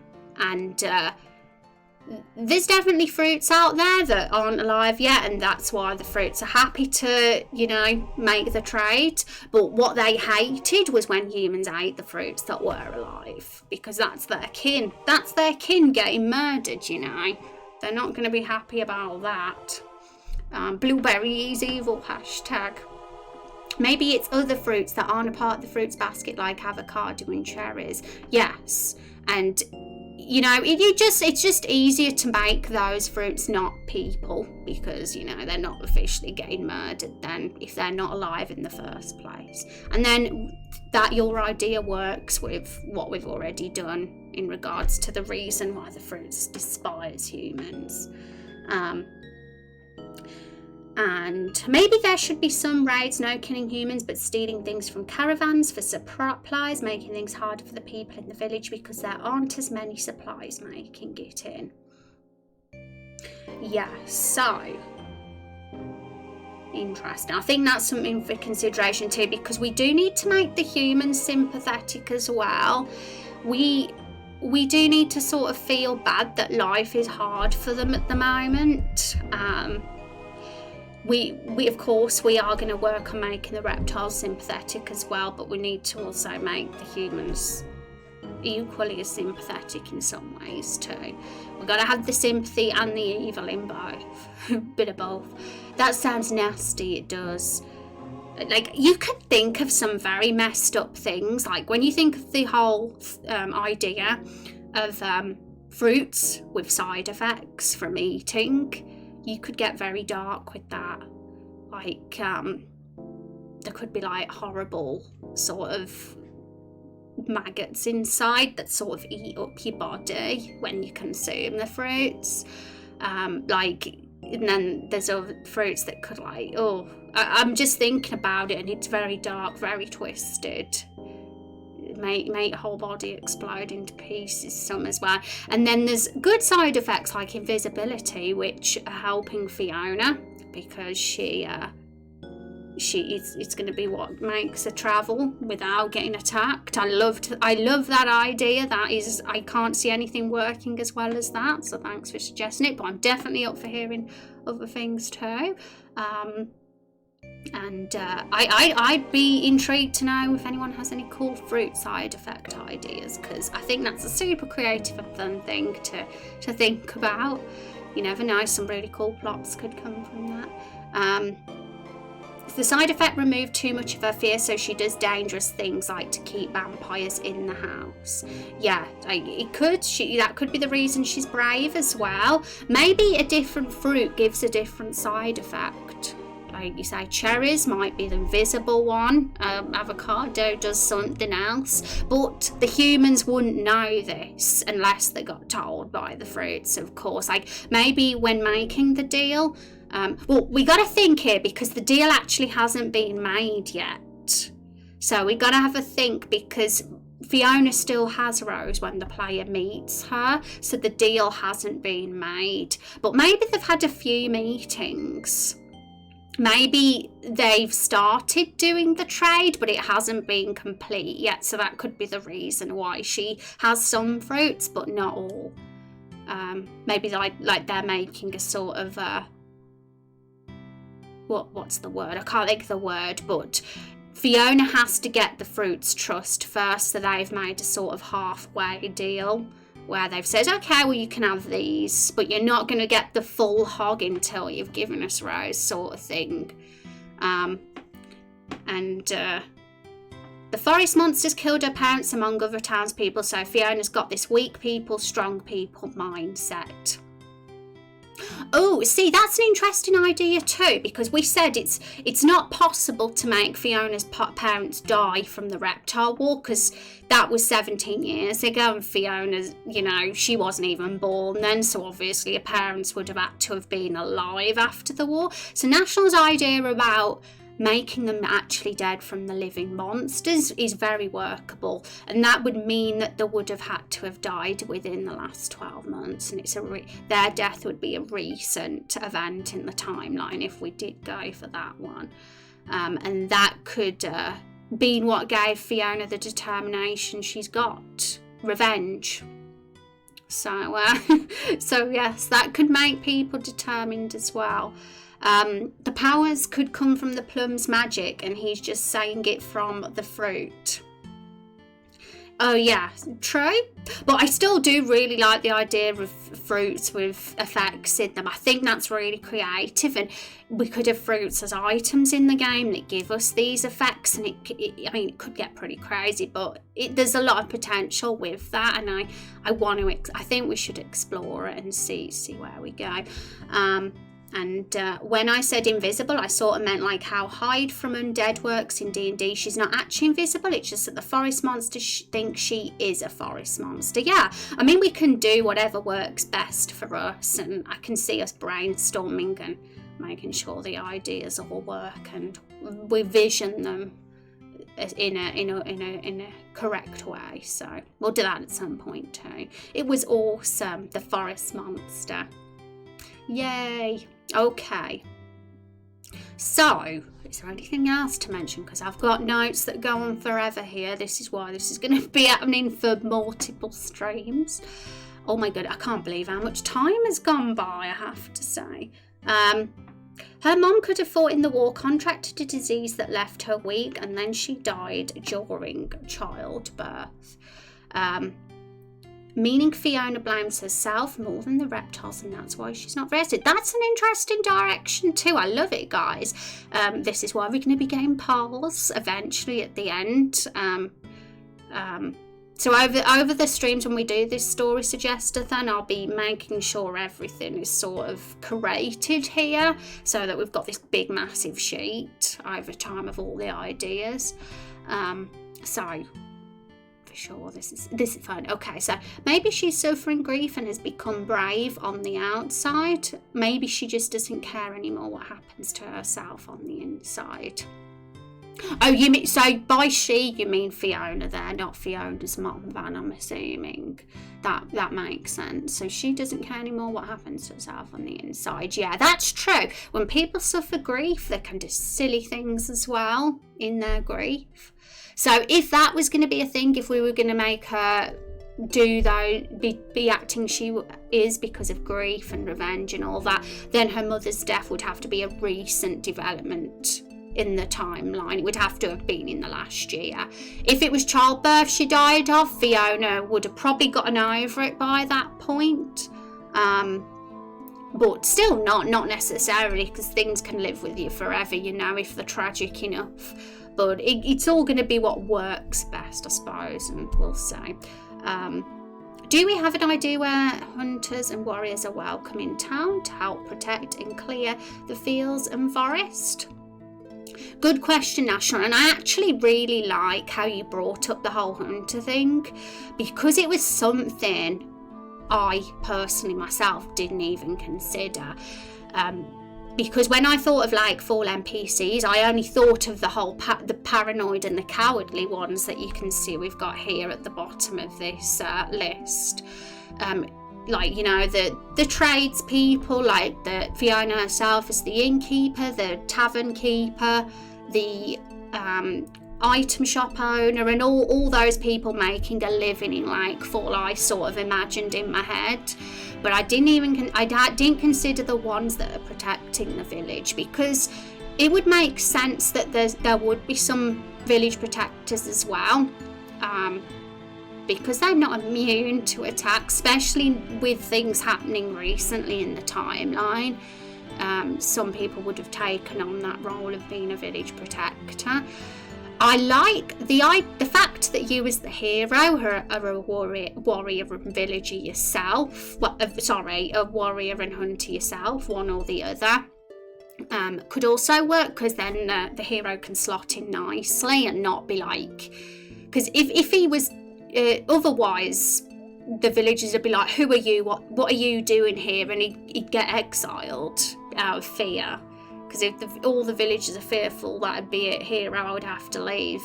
So the fact I suppose it could work. I'm thinking that the villagers would look on the hero, us, as a village protector potentially for them as well.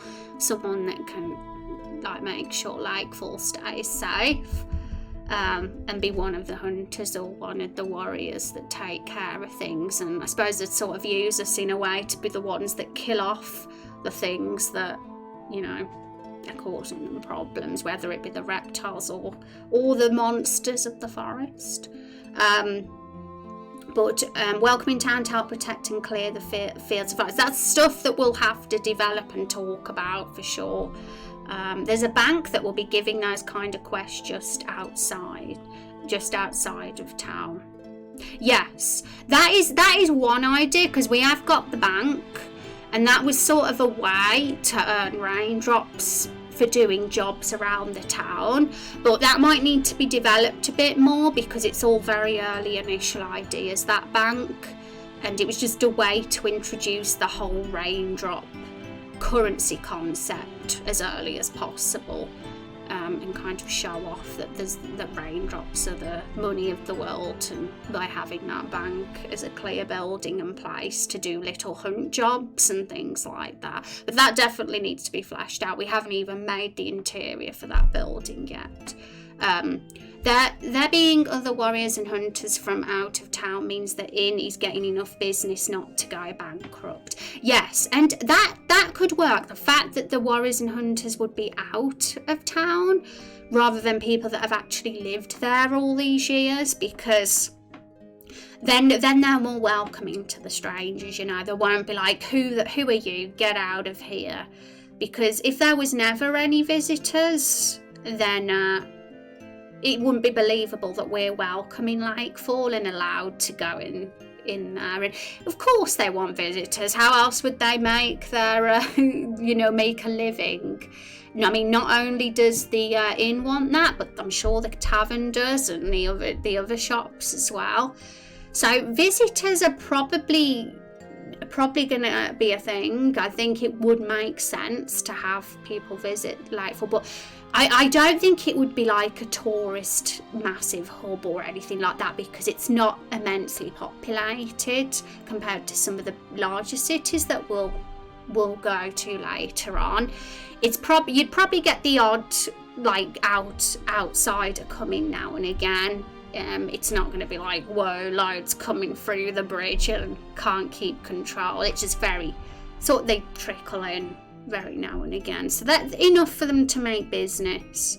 But they're not like super like rolling in the money or anything. They're quite humble there. I mean, they live in hammocks, or sleep in hammocks, should I say. And I liked the idea of making hammocks be something to sleep in, which means we have to do the assets. We'll show them sort of being attached to trees, because it's so cozy and like foresty. And what was the word? I know National described it as something which was perfect.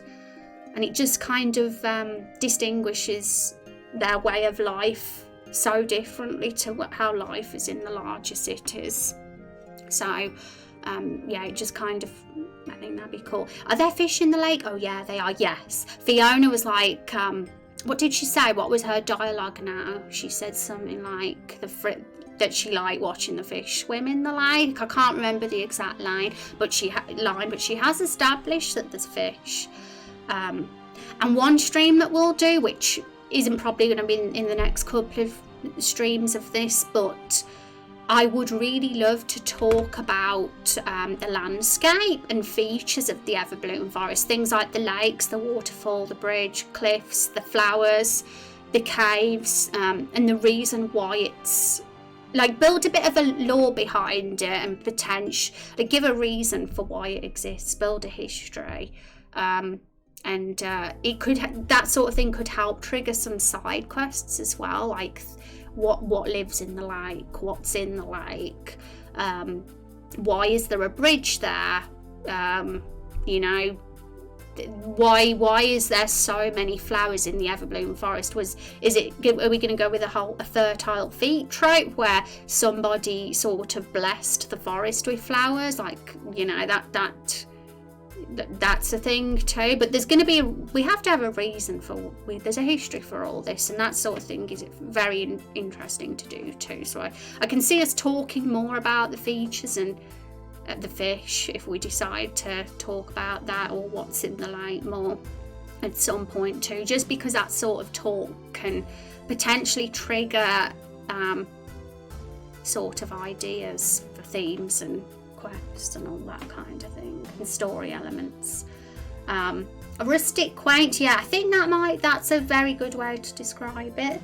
So we'll be doing hammocks at some point, but the whole idea of the hammocks, it only came to mind when I realised that the NPCs need somewhere to sleep. If we're probably going to have a whole daily routine thing going with the NPCs to make them more lifelike and real.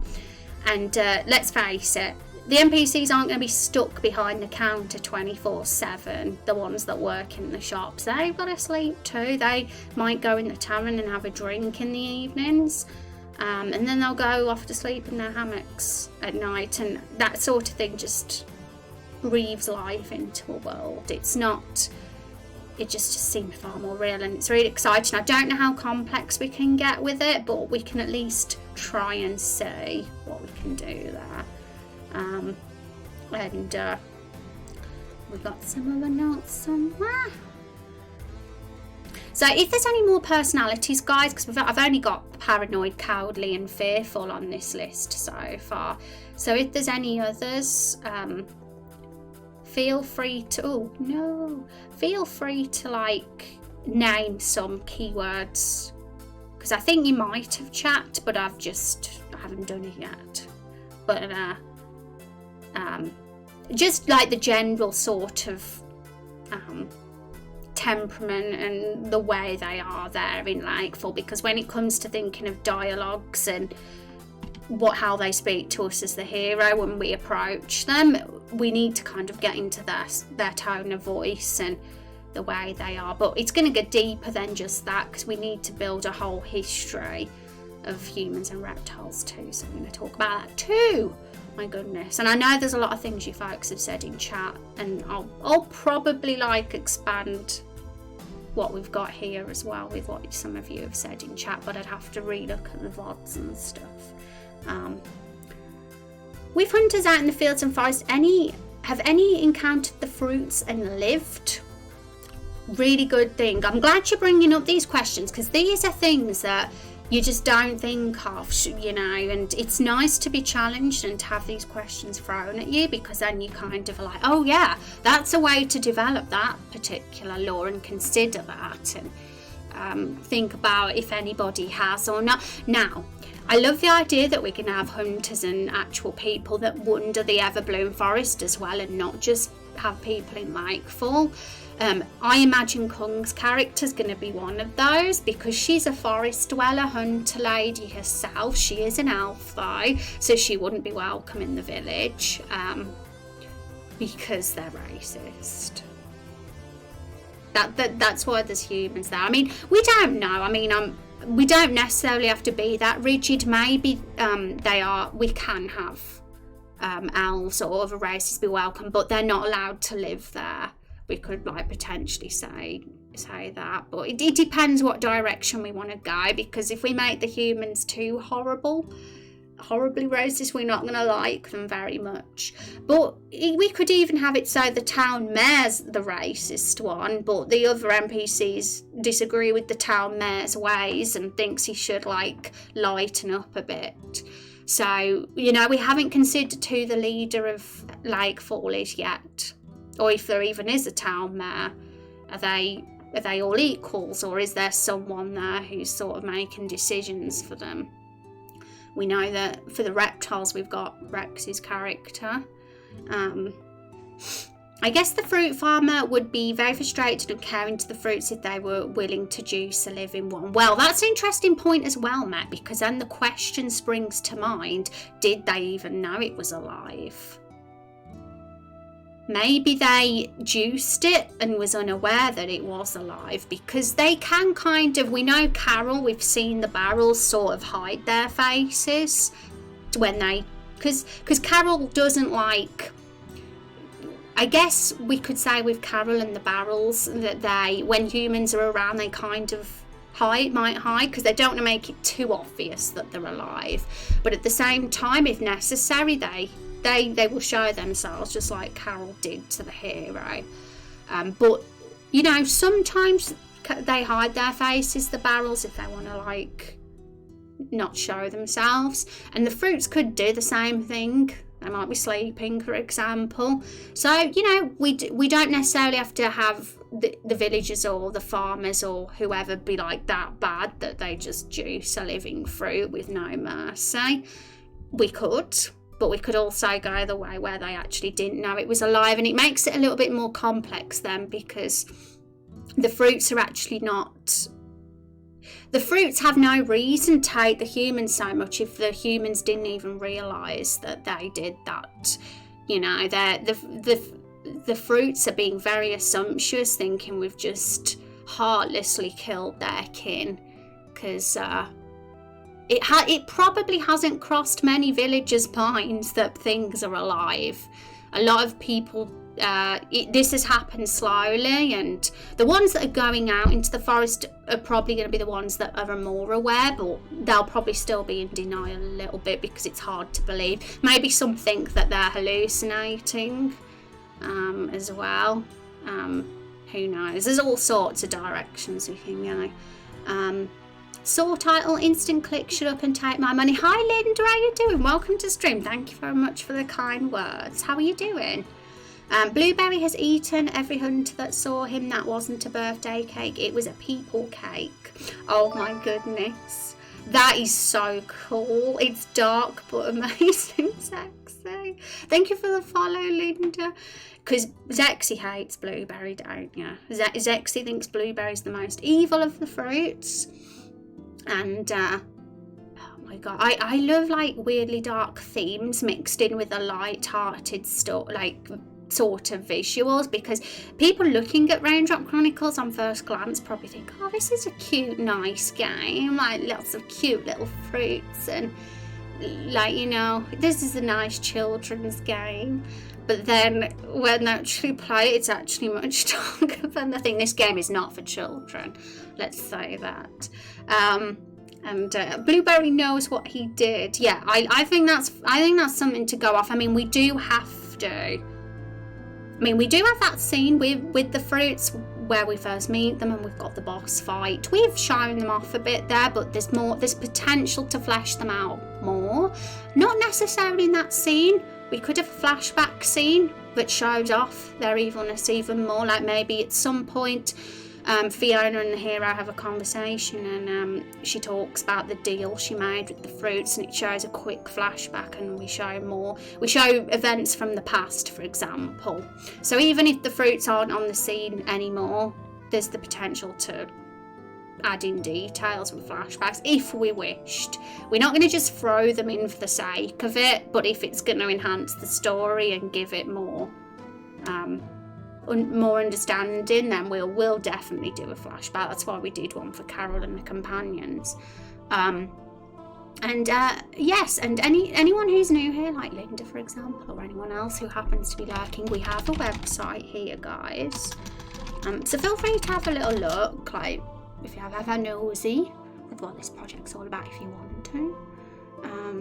That this might mean that the Everbloom Forest used to be more dangerous before, and it's getting dangerous again, with the monsters getting leadership in the form of fruits, and the lizard making their move and letting the monsters take the blame.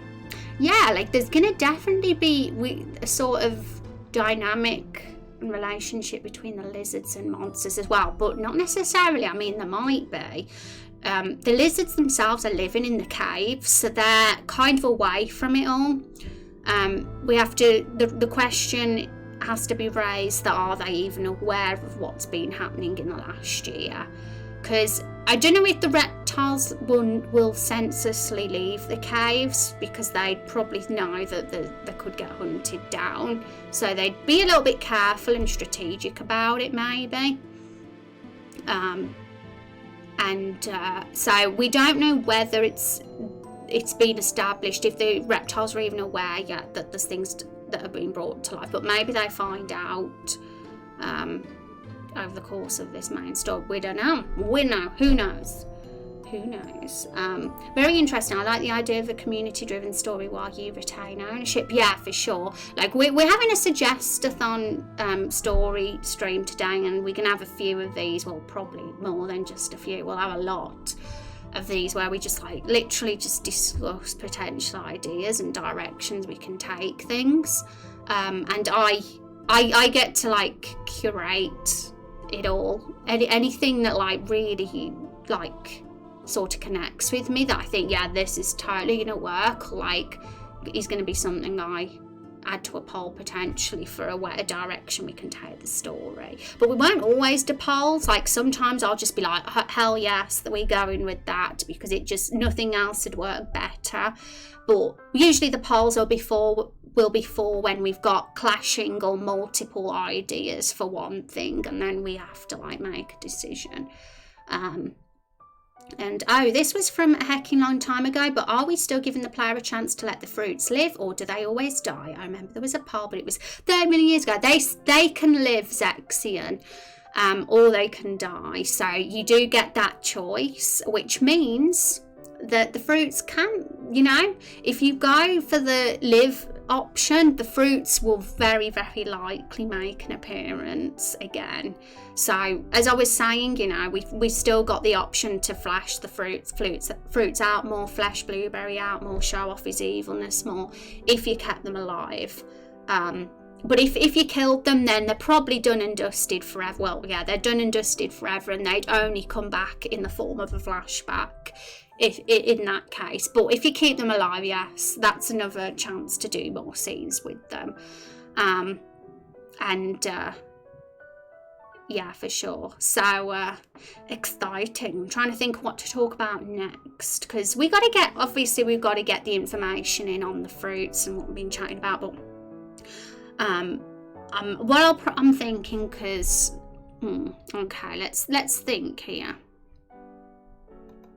I'm not going to underline this bit. What I'm going to do is this instead. I'm going to start splitting it, and we'll put the fruits here. I'm going to make a list now of all the things that have come to life. In fact, we'll put the fruits a bit lower down. The tree in the centre of Lakefall. And then we've got Father Maple and Stumpy. So those are all the things that have come to life. Obviously there's the barrels and the containers as well, but because they're not attached to this Everbloom Forest plot, I'm not going to add them. The barrels are kind of an overarching thing that are ongoing with the whole saga itself. So I'm only going to bring up the relevant ones that are actually within the Everbloom Forest. And I think those are the main ones. So at some point we're going to expand on each of those and like really flesh them out more. I know we've been talking about the fruits and everything you guys have been saying about the fruits, so we'll kind of add there. But we'll just list them like that for now. Because they're what are relevant to the Spell of the Everbloom Forest event. So we'll put it in that section. And we've got to definitely flesh out this section a bit more as well. So, done and dusted until your second playthrough, yes, for sure. And we spent a stream several weeks back really talking about that. We made a massive list of consequences for each of those and how it could potentially come back to haunt the player if they did keep them alive. And also the consequences for if you killed them as well, because that also will have consequences. Like, neither is the good option. They'll both potentially do good things and bad things. And we made a big list of ideas. And we even talked about item drops as well that the fruits would give, which Blueberry's hat could be an item drop. Lemon peel with a quote on saying life gives you lemons. That was one idea. And Plum's monocle was another item drop, and a different one could drop depending on the last one that you killed and the painting, that was there when you kill. It could all connect with that. It could be a random drop which one you got, but that needs to be developed further. I'm not going to talk about that just yet because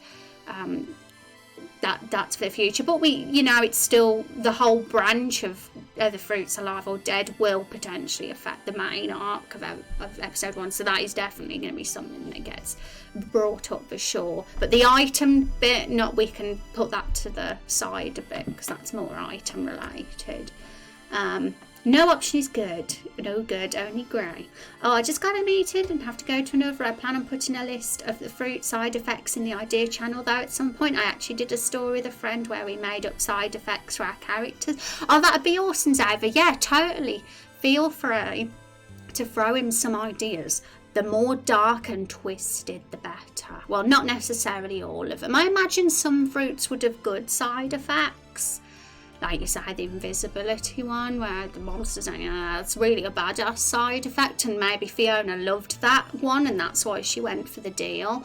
I assume the fruits wouldn't have told her about the bad side effects though. I can imagine they'd be so evil, the fruits, that they would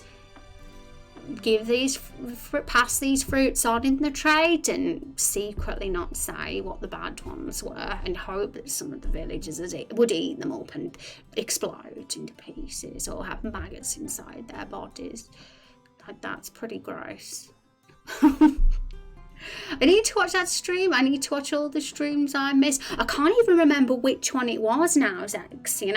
I mean, you'd have to sort of like go through all the YouTube VODs and find it. Oh my goodness. But if I do find it, if I figure out which stream it was that we did the brainstorm, I'll just let you know the number of it so you could watch the VOD or something on the YouTube for that one. Probably wouldn't be too hard to sort of work out which stream it was if I have a little peek. What if the fruits don't know what the traded fruits do? I mean, would they, that's the question as well, would they have purposely injected these side effects into the fruits themselves because they're twisted and evil, which they are, and we do need to make them appear more evil, so I'm totally not against them doing it on purpose. But if they didn't know, we'd have to think of what else would have happened to those fruits instead. Like, who would have been responsible for the side effects then instead? But Yeah, we're going to go with whichever one's the best and what one works best. Okay, so I'm trying to think, is there anything else that we can add in here and mention before we close up for today? Because there's a lot to talk about. In fact, we managed to talk about way less than I expected today, which means that we're probably going to have a crazy amount of streams talking about this because we've only like talked about 2% of it, I feel. But it's all good.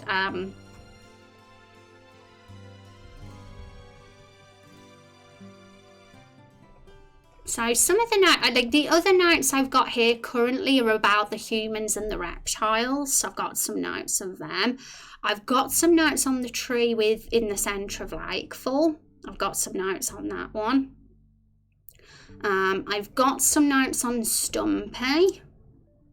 And I've got some notes on Father Maple as well. And a few notes on the fruits too. So for the characters I've mentioned here, like Stumpy, Father Maple and the tree in the centre that I've listed here, I'll put their graphic next to them just so we know who we're referring to when we start writing in about these characters. Because otherwise some of you might not even have a clue who they are. So I'll put some graphics in and we'll we know. So what we'll be doing this next stream is Monday. I think we will be, mainly because today we haven't talked about everything that's necessary, so I can very much see us doing this again next stream, but we might not always do it loads of streams in a row. Sometimes we'll have a break and do some game dev stuff or some Carol the Barrel dialogue stuff that we were doing last stream that we were finishing off. Sometimes we might do something else, but whenever it is a story suggested on stream, it'll be in the title, because I think I've called it stories, and the logo, I'll stick the logo in as well if it is a story stream, just so you guys know. And of course I'll be saying in the Discord, I'll be like, yeah, tomorrow is a story suggested on the stream, Vogue, so everybody knows. But yeah, I probably won't be doing it every stream, because I want those down times when the ideas can sit with me for a bit as well. So it's going to be whatever works best with me each day. But I can see us doing it next stream simply because we've only scratched the surface on things today. I expected us to talk about the humans and reptiles way more today, and I actually expected to talk a bit about the trees and Stumpy and the fruits more as well. So yeah, we've not done much, but it's been good because we've had some really cool chats, and interesting things have been brought up, so it's fun. They could be careless and seeing what happens as an experiment. That's possible too.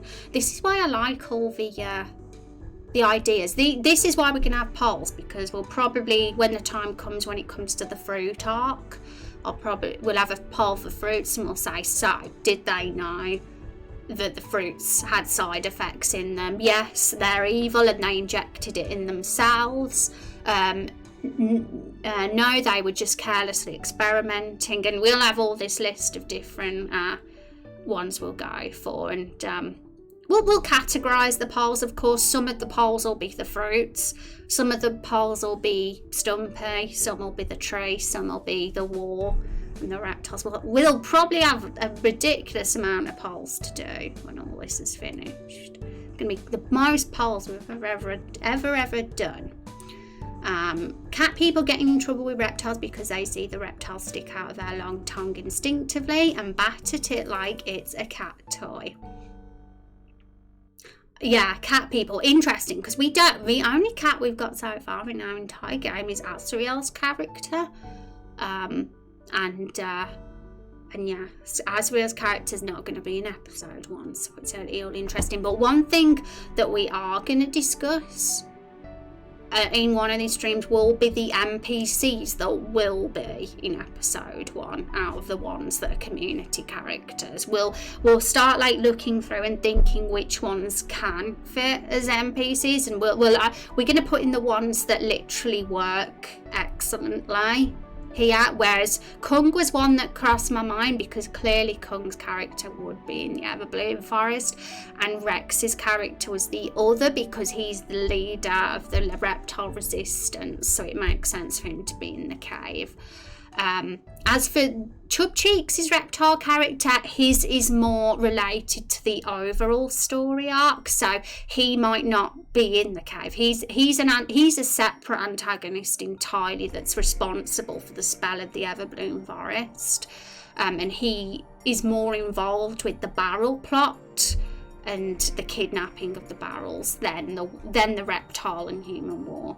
So, you know, that's 2 separate reptile antagonists doing 2 separate things here. Hi, Living on Edge, how's it going? So good to see you. But this is really cool because I feel like this stream, although we didn't discuss much, and like we've only like got a little bit down, we've talked about so much that I'm sure there's ideas going through your heads as well as mine right now, and we've got the whole weekend to like process all this before we come back on Monday.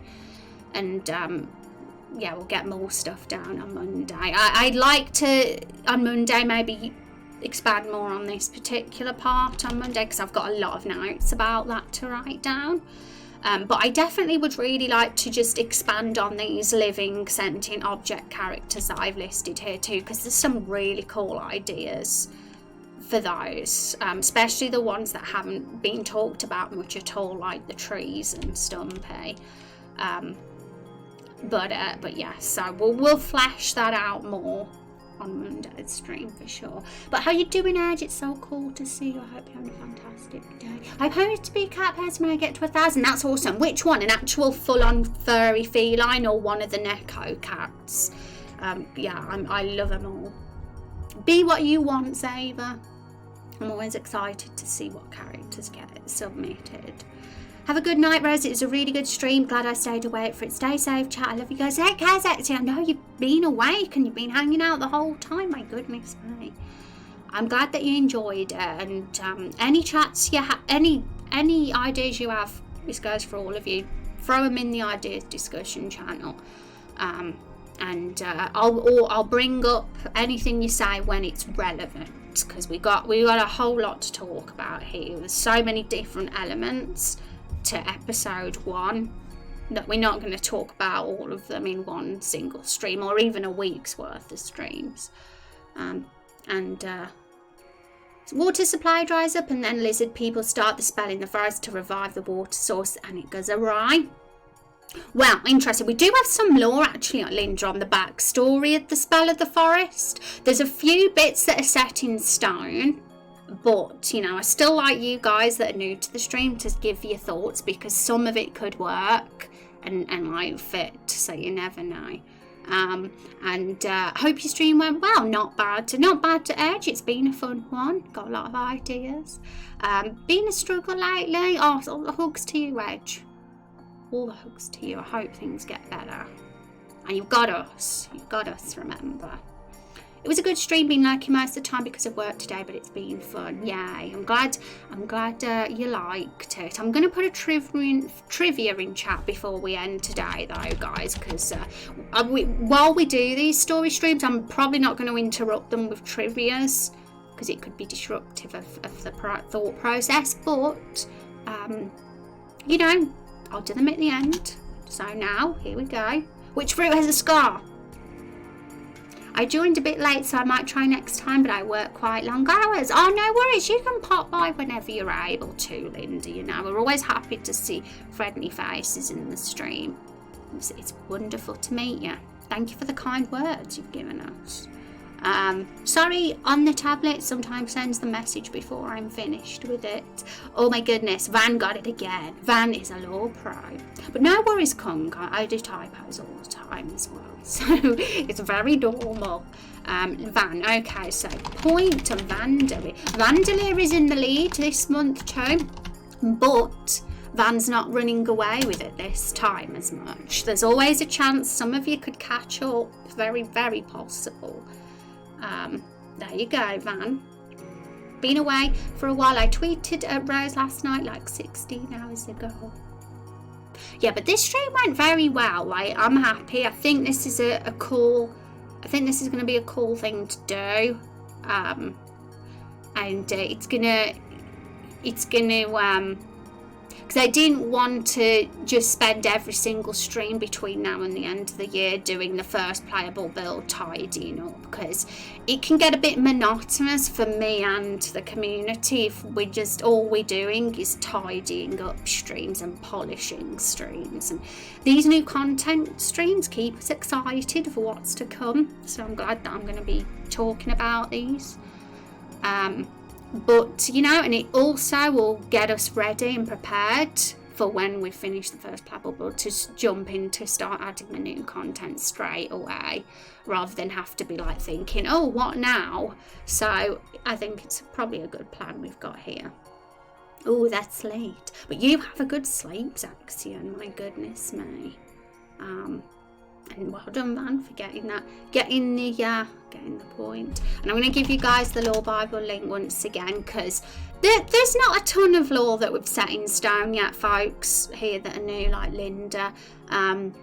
There's a few articles, there's a few bits and bobs, but we're still very early days. We're developing episode 1, and we're on the course for getting a playable build out by the end of the year. But this playable build will be the first one, and it'll be very like bare bones compared to what episode 1's going to be like when it's finally released.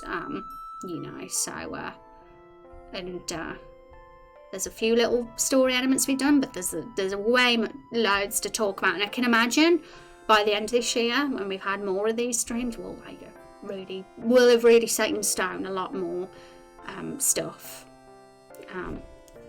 So it's going to be fun. We'll probably, very likely, what I'd love is to literally have the whole framework and outline of episode 1 basically there and ready, because like we says, we will have the idea then of where episode 1 is going to go, and that'll be really, really cool to get that plan sorted.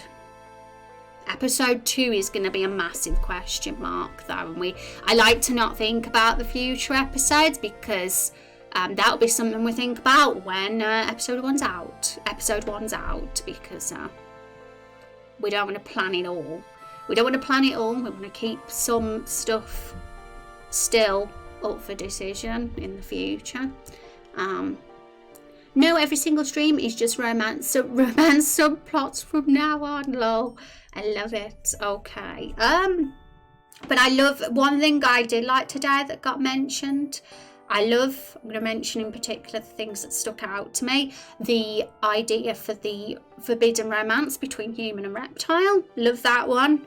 I think that's fantastic potential. Not necessarily a side quest. That would be something that would be part of the main story arc, I could imagine, for the rest of the episode when we meet the reptiles, and something's going to occur there, because if we just had it as a side quest, it's not going to hit us as hard.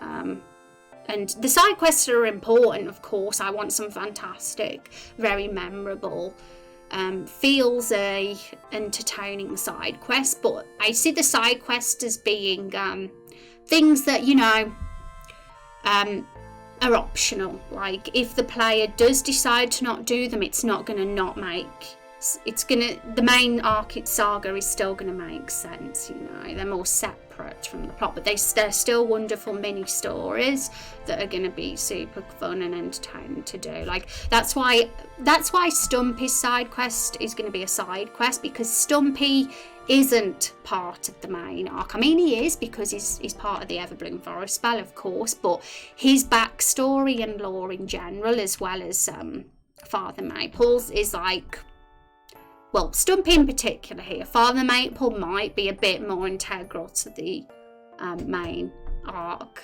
maybe, which I'll talk about in the next stream. But Stumpy himself, which is the little cute stump enemy character that some of you might know of if you was in the earlier streams. He's more of a side quest sort of thing, so we'll talk about him more as well in the next stream. My avatar really wants to be alone. Yes, Kung is we might eventually start talking about Kung's character. I think for now, for sure, the certs that are going to be added to episode 1 are Kung and Rex as characters. There may be some more, but it's a question mark right now. We've got to see what fits.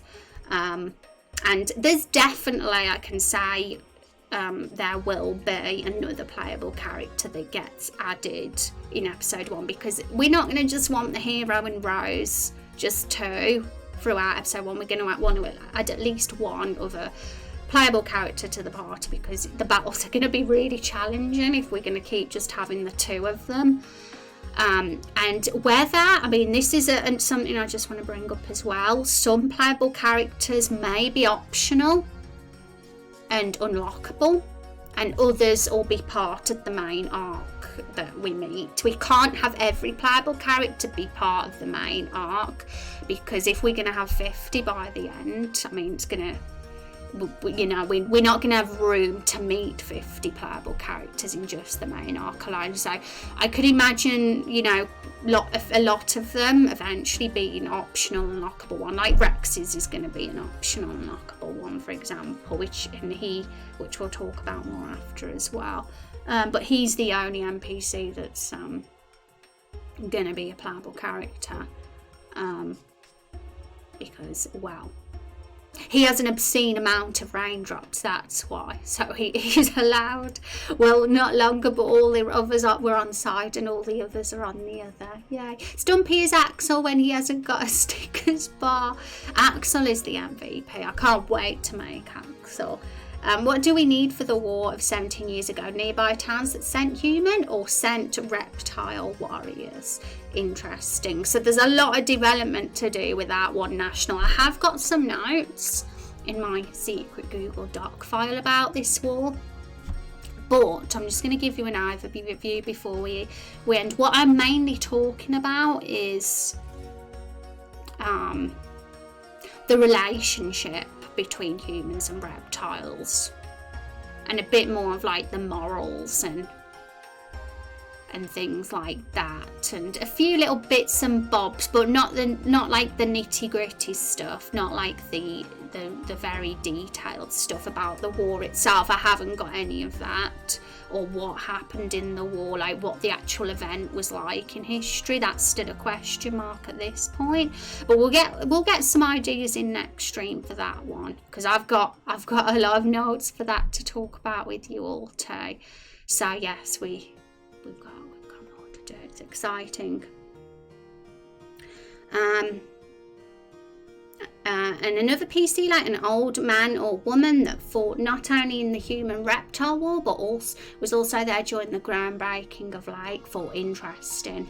Because this, I would love to do that, guys. I find it extremely fun and fascinating to develop long like timelines. So like the war of the humans and reptiles only goes back 17 years ago, and we got to realise that Lake 4 was once founded even before then. Like, how many years ago was it when the humans invaded? How many years ago when reptiles were just living there alone? How many years ago when it was only the tree in the centre and nobody else, and there was no buildings? Like, we can go back so long, and that's fun to do as well. Even if the story and game itself doesn't like talk about all that, it's still nice to have all that plan and that history and that lore set out for consistency reasons, so for when we write the story. And you know, this is fun. Trayman, thank you so much for the follow. Welcome to the stream. I appreciate that. Thanks for stopping by.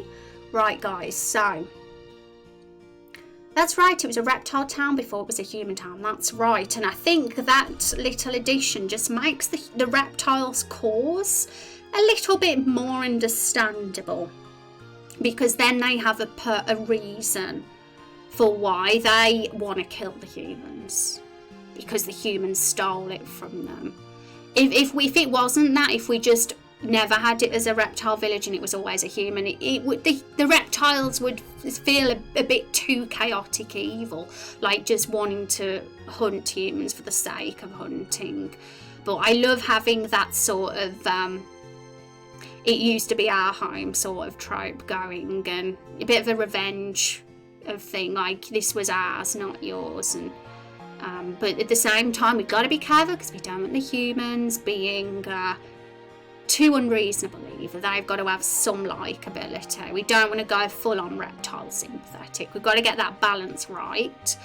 And there's the question of, did they once live in harmony together as well? You never know, and this is a big question mark at this point, but you never know. Maybe when humans did invade Lakefall back in the day, they actually did live together, the two races, and tried to make it work, but something terrible happened. Something absolutely dreadful happened that made the reptiles have to leave and not be there anymore. Because Rex's character's profile does mention, it's a very, very small sentence, says that he used to be friends with a human. It does say that. So that's the idea that made me think, yeah, maybe they did live together at one point in time, and we don't know how old Rex's character is, but because the war happened 17 years ago, I imagine he was alive during the war, and that's what makes him such a passionate leader of the resistance, because he was there, and he was probably we don't know how old he is, but he was alive and an adult during the war, even if he was just a young adult during the war. I guess since Everbloom used to be reptile-controlled, poets of the forest could have names based on reptile language, like how California has so many Spanish names from when it was Mexico-controlled. That's interesting too. We've already established some of the names, we've got Winding Way, Silent Haven, Tallstone Mountain, Ancient Overlook, and things like that. But there's going to be other parts of the Everbloom Forest as well. We've only got 6 maps so far, and I could see us growing the area we've got so far with some more maps, and they'll need names too. So yeah, yes. I mean, Lakefall itself will probably be expanded, because if we're going to have hammocks, we're going to have hammocks across the trees, we're going to have to make that space. We don't want to squish it up in the actual village section. So because of that, we will make probably a couple more maps in Lakefall, so that Lakefall's got a bit of more larger area to the settlement too, other than just the hub in the centre. So that will mean that Lakefall will have subtitle names for the different maps as well. Right guys, so I'm going to pass this on to someone else. I would love it if you came with me, ! Raid. So let's hide this for now. Thanks so much for hanging out today, being part of our first story suggested on stream. We're going to have another one on Monday, but that might be our last story suggested on stream, suggested stream that week. We'll see how we feel, because I don't like to make my mind up too much in advance. But we'll definitely have one on Monday. Don't know about the other days yet, but Monday for sure. Thank you for the stream. You're welcome. You're welcome, Van. I hope that work has treated you well. Okay, so I'm seeing it online right now. Top Bra's on, so we'll head over to Top Bra, who is a fellow game dev. He looks like he's doing a space roguelike dev game. It says a bit like Darkest Dungeon and FTL, so that's interesting. We'll see how he's getting on. Thank you for the stream. Yay, thanks so much for hanging out, everybody. And any ideas, pop them in the ideas channel. Take care, everybody. Have an awesome rest of your day and a great weekend. You're the best.